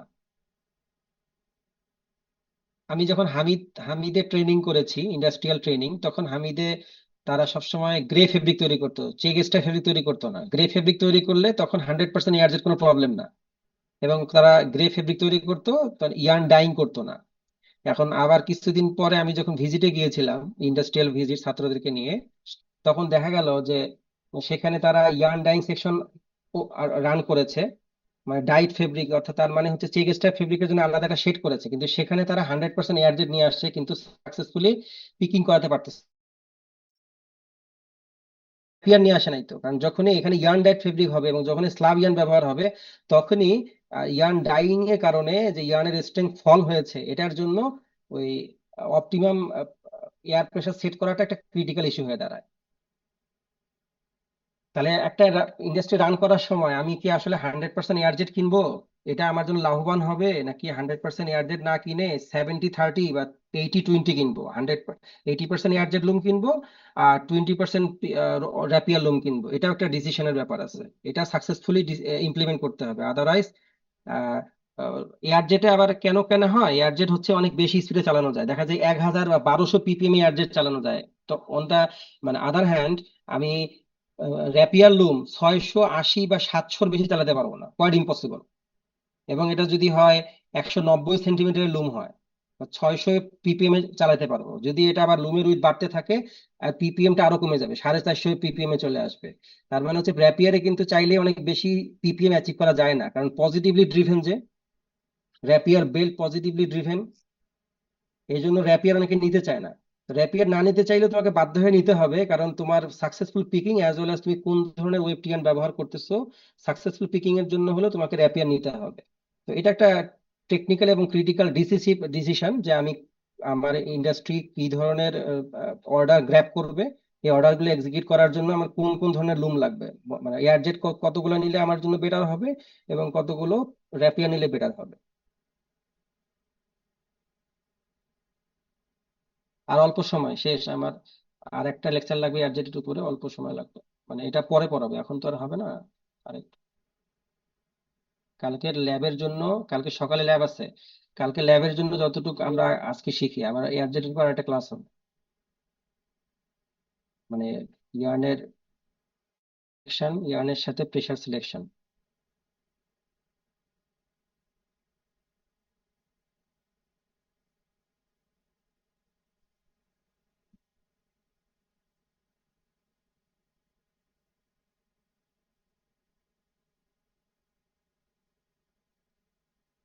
একজন প্রশ্ন করেছিল যে স্যার, এই এতগুলো নজল দেওয়ার কি দরকার, একটা দিলে তো হয়। হ্যাঁ, যখন এয়ার জেট শুরু হয়েছে, চালু করতে চেয়েছে ইন্ডাস্ট্রি, মানে ম্যানুফ্যাকচারার, তখন এই যে একটা মাত্র নজল দিয়ে কাজটা শুরু করতে চেয়েছিল, সিঙ্গেল নজল। এটা শুরুর দিকের ধারণা, সিঙ্গেল নজল, যে একটা নজল ইয়ার, এখানে হাই ভেলোসিটিতে ইয়ার আসছে, ইয়ারটা আবার এই ডান দিকে, বাম থেকে ডানের দিকে মুভ করছে, এবং রিডের সামনে আমাদের র্যাপিয়ার গাইড, প্রজেক্টাইল গাইডের মতো অনেকগুলো গাইড ছিল। কারণ ইয়ানটা তো এয়ারের সাহায্যে আহ, ভাসতে ভাসতে যাবে, তো যদি ভাসতে যায়, তো ইয়ানটা যদি উপরে নিচে চলে যায়, এই জন্য একটা গাইড দেওয়া হয়েছে রিডের সামনে, যাতে এই গাইডটা, এটা একটা ট্র্যাকের মতো কাজ করেছে, ইয়ানটা যাতে ইজিলি এই ট্র্যাক অনুসরণ করে। আর এখানে একটা সাকশন ইউনিট দেওয়া হয়েছে, যে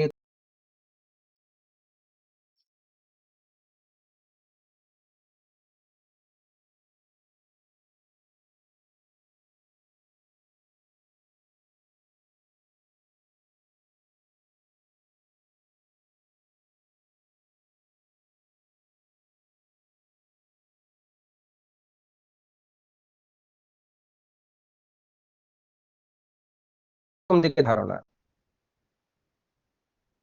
এটা দিয়ে অনেক প্রবলেম হয়েছে, প্রবলেমটা এখন ডিসকাস করার সুযোগ নেই, নিচে লেখা আছে, আর পরে বলবো। এরপরে আসছে কি, সিঙ্গেল নজল সিস্টেম। এই যে এটা যদি ক্রস সেকশন দেখি, সিঙ্গেল নজল সিস্টেমের এটা একটা সিস্টেম, মানে ক্রস সেকশন, রিডের সামনে এরকম কনফিউজার গাইড আছে, আর এর ভিতর দিয়ে এয়ার পাস করবে, এটা রিড, এটা সামনে ওয়ার্ড, বিটিং এর সময় এরকম হবে, ঠিক এই জায়গা দিয়ে ইয়ানটা পাস করবে, আমাদের যে ইয়ানটা মানে ওয়েব টিয়ানটা এই জায়গা দিয়ে বের হয়ে আসবে, ঠিক প্রজেক্টাইল গাইডের মতনই। এটা সিঙ্গেল নজল সিস্টেম, এটা মাল্টিপল নজল উইথ গাইড। পরে এর পরের স্টেপটা ছিল মাল্টিপল নজল উইথ গাইড, অর্থাৎ ওই একটা নজল না দিয়ে মাঝে মাঝে আরো নজল দেওয়া হয়েছে। ওই এখানে তো একটা নজল ছিল, এই যে এখানে একটা নজল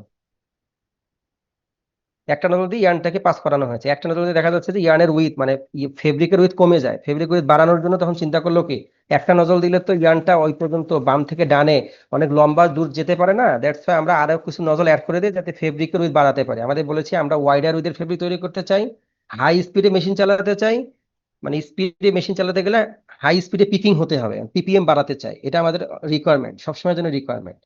তো প্রথম যখন সিঙ্গেল নজল ব্যবহার করা হয়েছে তখন ফেব্রিকের উইথ কম ছিল, তো যখন ফেব্রিক উইথ বাড়ানোর চিন্তা করেছে তখন মাল্টিপল নজল ব্যবহার করেছে, এই যে multiple nozzle with guide, guide ব্যবহার করেছে, মাল্টিপল নজল ব্যবহার করেছে, এই যে এরকম। ওটা গাইড ছিল, গাইড মানে গাইড গুলা দেখতে ইয়ার ইয়ার মতো, কি বলে, প্রজেক্টাল গাইডের মতো, দেখো রিড থেকে বাহিরে। তো এখন চিন্তা করলো যে মাল্টিপল নজল ব্যবহার করব, কিন্তু আমরা গাইডটা রিডের বাইরে দেব না, আমি গাইডটা রিডের মধ্যেই এনগ্রাফট করে দেব। তার মানে হচ্ছে দেখো রিডটাই হচ্ছে প্রোফাইলড অবস্থায়, এই রিডের ক্রস সেকশনে দেখো স্বাভাবিক অবস্থায় রিডের ক্রস সেকশন একরকম, আর এই যে আমাদের এখন যে বর্তমানে অ্যাডজেট সেখানে প্রোফাইল রিড থাকে, এই যে প্রোফাইল রিড মানে হচ্ছে রিডের সামনে, রিডের মধ্যে যে এরকম প্লেট থাকে যেটা আলটিমেটলি ফ্ল্যাট প্লেট ছিল আমাদের স্বাভাবিক র্যাপিয়ার বা ইয়ার জন্য কি বলে প্রজেক্টাইলের জন্য, এখানে আর রিডের ক্রস সেকশন এরকম না, এখানে রিডের ক্রস এরকম, রিডের মধ্যেই গাইড করা, এই রিডের মধ্যেই গাইড করা এইরকম। তাহলে এই অংশের মধ্যে দিয়ে ইয়ানটা পাস করবে, এই যে এই অংশের মধ্যে দিয়ে, যাতে ইয়ানটা ইয়ারের সাহায্যে পাস করার কারণে ইয়ানটা যাতে উপরে নিচে মুভ না করে। যদি এয়ারের কারণে যেতে যায় ইয়ানটা উপরে নিচে মুভ করে ওয়েভিনেস ক্রিয়েট হয়ে গেলে সাকসেসফুল পিকিং হবে না, ইয়ানটা স্ল্যাপ হয়ে যাবে, বাঁকা হয়ে যাবে। এই জন্য একটা প্রোফাইল রিড ব্যবহার করা হয়েছে, এবং এর সামনে প্রোফাইল রিড বরাবর স্লে বরাবর দেখো এখানে যে নজল আছে, সাব নজল আছে বা রিলে নজলস, এই বরাবর রিলে নজল আছে। এটা এখন বর্তমান অবস্থা, আমাদের বর্তমানে এই মাল্টিপল নজলস উইথ প্রোফাইল রিড, এটা আমাদের বর্তমান এয়ারজেট মেশিনের ওয়েভ টিয়ান পাথ ডায়াগ্রাম। এখানে প্রোফাইল রিড থাকে, কালকে আমরা এটাও দেখবো, প্রোফাইল রিড হাত দিয়ে নেড়ে দেখবো যে প্রোফাইল রিড কি। সেক্ষেত্রে আমাদের ক্রস সেকশনটা এরকম, রিড, এই যে রিডটাই হচ্ছে প্রোফাইল রিড, এই যে প্রোফাইল করা আছে, এই অংশের মধ্যে দিয়ে এই যে নজলটা এভাবে থাকবে, নজল থাকবে, এবং এটা হচ্ছে ডিউরিং শেড ওপেন এবং পিকিং এর সময়কার অবস্থা, আর ডান দিকের অবস্থা বিট আপের সময় কিরকম দেখা যাবে, এটা এটা বিট আপের সময় রিডের অবস্থানটা, এবং তার সাথে প্রোফাইল অংশ কি হবে, নজলটা যদি স্লেতে লাগানো, রিডটাও স্লেতে লাগানো, নজলটাও সাব নজলের সাব ভালভটাও স্লেতে লাগানো, সেক্ষেত্রে টোটাল অংশটাই বাম থেকে ডানে কি হয়েছে, এইটা এরকম ছিল, এটা এরকম হয়ে গিয়েছে।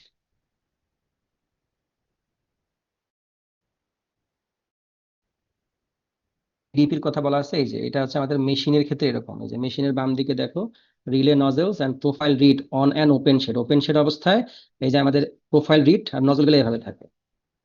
আর ডান দিকে ফিগার 5 যেটা দেখা যাচ্ছে যে ইয়ার্ন ইনসার্শনের সময় এরকম থাকে, বিট আপের সময় এরকম হয়।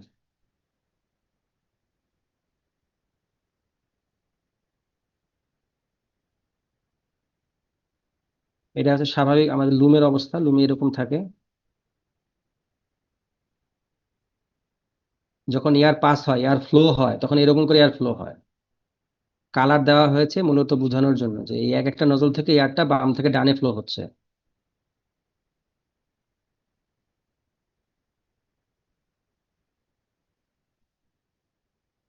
আর এই যে এক একটা নজল দেখতে এরকম, সিঙ্গেল হোল থাকতে পারে, মিনি হোল মানে মাল্টিপল হোল থাকতে পারে, এখান থেকে এয়ারটা পাস হয়। সাব নজল, সিঙ্গেল হোল এবং শাওয়ার রিলে হোল, মানে অনেকগুলো হোল আছে।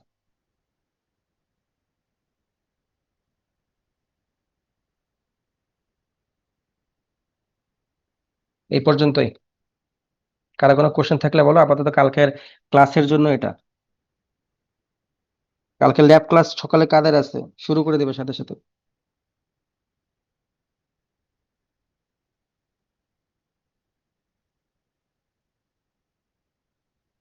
কারো কোনো কোশ্চেন আছে? আর একটা ক্লাস ইয়ার যেটার উপর হবে,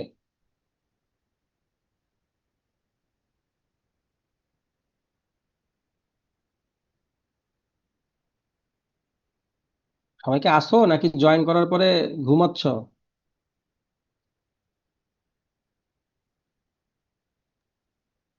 আছি স্যার। স্যার বুঝতে পারছি স্যার। আচ্ছা, একটু তো বুঝতে পারছো। আর আর আর 1 মিনিট। মানে এখানে আমাদের মেশিনের জন্য যেটা আছে না, আমাদের মেশিনে যেটা আছে, মানে মেশিনের কিছু ছবি দেওয়া আছে এখানে আমাদের কালকে তোমাদের যে ল্যাবের মধ্যে যে তোমাদের ইয়া আছে, মানে সিস্টেম কনফিগারেশনটা আছে ল্যাবের, মানে ল্যাব শিটের মধ্যে, মানে কিভাবে আহ, আমাদের যে এয়ারের ট্যাঙ্ক থেকে কিভাবে আমাদের মেইন নজল, ট্যান্ডেম নজল এবং সাব নজলে কিভাবে ইনফরমেশন আসে, এটা স্কেমেটিক ড্রয়িং দেওয়া আছে এখানে। ফাংশন প্যানেল, কন্ট্রোল বক্স, তার মানে এলসি এবং ফাংশন প্যানেল বলতে বোঝাচ্ছে যে আমাদের টাচ স্ক্রিন অথবা কিবোর্ড প্যানেল, যেটা আমাদের যেখানে আমরা ইনপুট দেব। এয়ার সোর্স প্রেসার বলা আছে,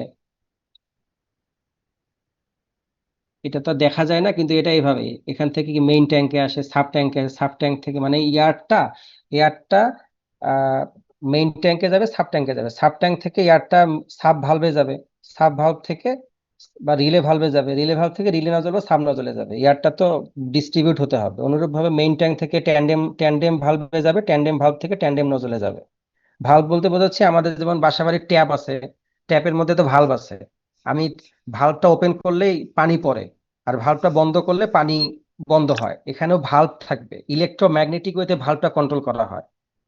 এটা তো আসলে অনেক হাই স্পিডে চলবে, একটা লুম সাইকেল 1 মিনিটে যদি 1000 লুম সাইকেল হয়, 1200 লুম সাইকেল হয়, তো ভালভটা তো ইলেকট্রোম্যাগনেটিক্যালি ওপেন হতে হবে, মেকানিক্যালি সুযোগ নেই, ইলেকট্রোম্যাগনেটিক্যালি, মানে এটা খুব দ্রুত করতে হবে। তো ভালভ ওপেন হলে তখন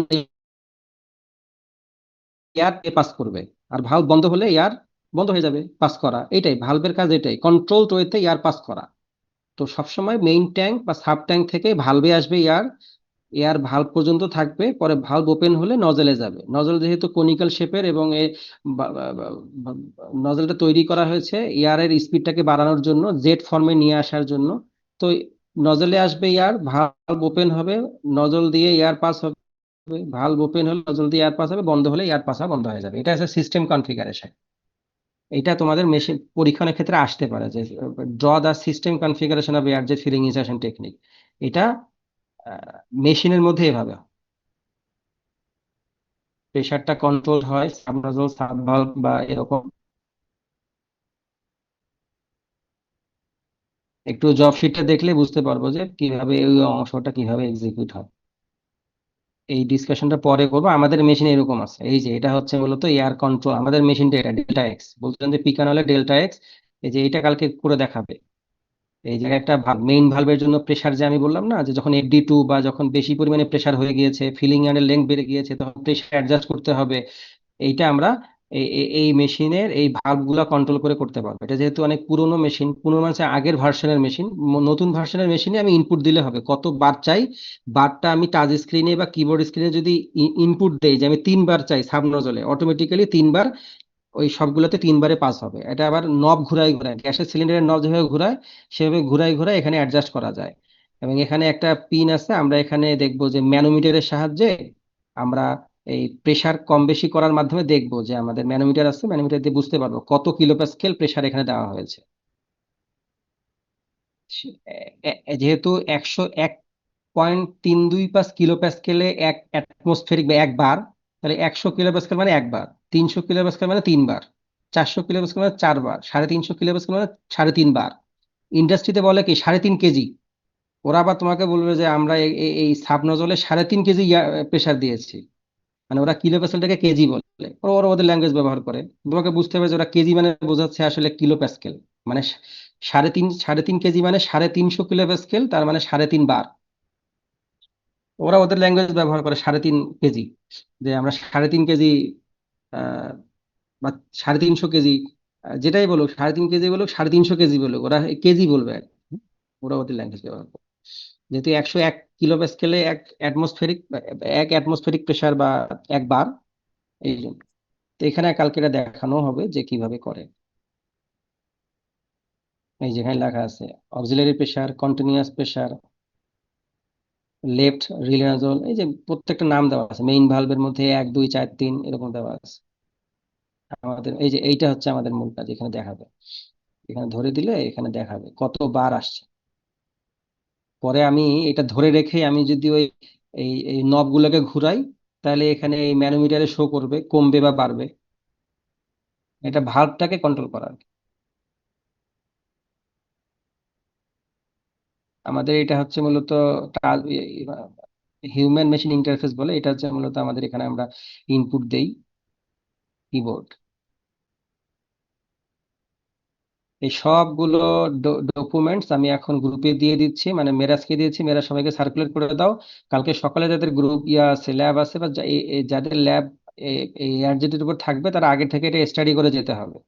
মানে আমি যা ডিসকাস করলাম এটা একটু রিকল করে ল্যাবে যেতে হবে, তাহলে ইজিলি আমরা ল্যাব বুঝতে পারবো। কারণ অনেক ইনফরমেশন সে যদিও সেদিন ভিসি স্যার আসছিলেন, আসার পর দুইটা গ্রুপে করতে বলেছিলেন। আমরা এর আগে দুইটা গ্রুপে করেছি। আমরা জানি যে আমরা যখন লুম ইন্ডেক্সিং করাইছি, তারপরে দুই ভাগে হয়ে যাওয়ার সুযোগ ছিল, দুইটা মেশিনের দুটো পার্টস আলাদা আলাদা জায়গায় ছিল। যেহেতু এআরজেড লুম একটা, সেখানে অনেক ইনফরমেশন, অনেকগুলো জিনিস দেখাতে হবে, এবং 100 মিনিটের ল্যাবে আসলে দুইটা গ্রুপ করাটাই যৌক্তিক। কিন্তু দুইটা গ্রুপ তো দুইটা মেশিন নাই, দ্যাটস ওয়াই দুইটা গ্রুপ করা পসিবল হয় না অনেক ক্ষেত্রে। হ্যাঁ, তো এটা তো আমরা বুঝি দুইটা গ্রুপ করলে বেটার হয়, কিন্তু সময় এত কম থাকে যে তাতে আসলে প্রপারলি মেশিন দেখানোই পসিবল হয় না। তো সেটা ওই জন্য আমরা এই লুমগুলোতে, এই ল্যাবগুলোতে দুইটা গ্রুপ করতে পারি না। হ্যাঁ, তো এটাও একটা কনসিডারের বিষয়, তারপরেও চেষ্টা করা হবে। বাকি তোমরা আগে থেকে যদি পড়ে যাও, তাহলে আর ওই ইজিলি সবকিছুই দেখা পসিবল হবে। ঠিক আছে ইনশাল্লাহ। আর কোনো কোশ্চেন আছে? অনেক পার্টিসিপেন্টস নাই, আমি বুঝি না। আমি যদি রাত 10টার সময় ল্যাব মানে লিঙ্ক দেই, তাও যদি মাত্র 40 জন অ্যাটেন্ডি হয়, তাহলে কেমন হলো? সন্ধ্যার সময় দিতে চাইলে বলে যে অনেকে টিউশনই করে।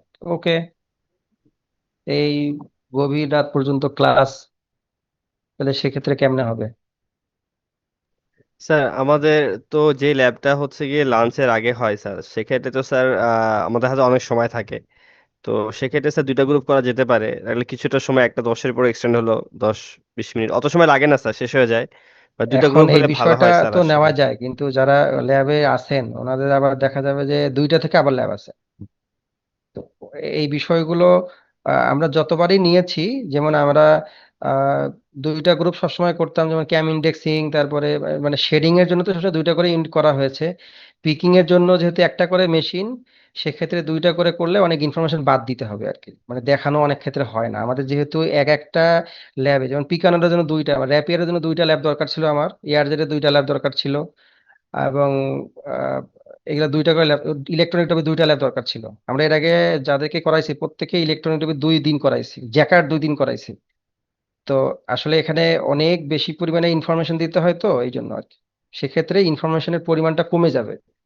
আর ল্যাবের ইনফরমেশন কমে গেলে তো শুধু থিওরি পড়লে তোমার কাছে এটা মানে খুব বিরক্ত লাগবে। মানে এটা যদি তুমি ল্যাবের সাথে রিলেট করে পড়তে পারো, তাহলে দেখা যাবে তোমার কাছে এটা যতই মানে পড়ার ভলিউম যত বেশি হোক না কেন, তুমি ইজিলি লিখতে পারবা, ইজিলি ড্র করতে পারবা। এই তো চেষ্টা করো। আমি বলেছি তানভীর সাহেবকে যে আসলে এটা পসিবল হয় না অনেক ক্ষেত্রে। হ্যাঁ, তারপরে তোমরা অ্যাসিস্ট করবা, তোমরা আগে থেকে পড়ে যাবা, তাহলে সবাই মানে যে প্রশ্নগুলো আমার এখানে করলেই সলভ হয়ে যাচ্ছে, সেটা যদি তানভীর সাহেবকে করা হয়, তাহলে দেখা যাবে যে ওখানে আরো অনেক কথা চলে আসবে, ঠিক না? তো সেক্ষেত্রে ওই কথা বলতে গেলে এক গ্রুপ দেখাইতে দেখাইতে বেশি দেখায় ফেলবে, আর এক গ্রুপ দেখাইতে পারবে না। এটাই হয়, আমরা দেখেছি এর আগে। এই জন্য আমরা প্রত্যেকের পড়ে যাব। আমি ওনাকে বলেছি যে উনি যাতে দুইটা গ্রুপে করায় যতটুকু পসিবল হয়। ঠিক আছে, তোমরা অ্যাসিস্ট করলে সম্ভব। ঠিক আছে। আর পিয়ার ডিসকাশনটা জরুরি, একে অপরের সাথে ডিসকাস করে ব্যাপারগুলোকে সলভ করা জরুরি। অনেক কিছু আছে যে একজন ল্যাবে বুঝবে না, যেমন এই যে 40 জন পার্টিসিপেন্টস, বাকিটা তো আসে নাই। তারা তো অনেক 1.5 ঘন্টার ক্লাসে কিছুই শুনলো না। তো ওরা গিয়ে কালকে যখন আসবে, তখন কিন্তু ওর কাছে অনেক ইনফরমেশন, অনেক টপিক, মানে অনেক টার্মে মনে হবে নতুন। তো সে তো প্রশ্ন করে বসবে, কিন্তু সে যে আসে নাই সেটা কিন্তু সে কনসিডার করতেছে না। সে প্রশ্ন করতে থাকবে, তানভীর সাহেব উত্তর দিতে থাকবে, দিতে গিয়ে তো আরো কথা আসবে, আর অন্যরা কিন্তু দেখবে যে এই কথাটা মানে ও জানে। তো এই এই এই যে ডিসিনক্রোনাইজেশন, এর কারণে অনেক ক্ষেত্রে অনেক সময় নষ্ট হয়। যাই হোক, তোমরা বাকিদেরকে সার্কুলেট করে দিবা, তার জন্য আগে থেকেই প্রিপারেশন নিয়ে আসে, একটু পড়ে নিয়ে আসে। কালকের গ্রুপ তো যারা আজকে আছে তারা তো সবাই বুঝতে পারবে, আর তোমাদের যখন বৃহস্পতিবারের গ্রুপ আগামী সোমবারে, তাদের জন্য আবার একটু ইয়ার যেটা পড়ে তারপরে লেগে যেতে হবে। এটাকে ফ্লিপড ক্লাসরুম বলে, আগে থেকে একটু পড়ে তারপরে ক্লাসে যাওয়া, যাতে মূল বিষয়টা, ল্যাব ক্লাসের মূল বিষয়টা আমি বুঝতে পারি, এক্সট্রা বিষয়গুলো আগে থেকে বুঝে ফেলতে পারবো। ঠিক আছে, সকলকে ধন্যবাদ।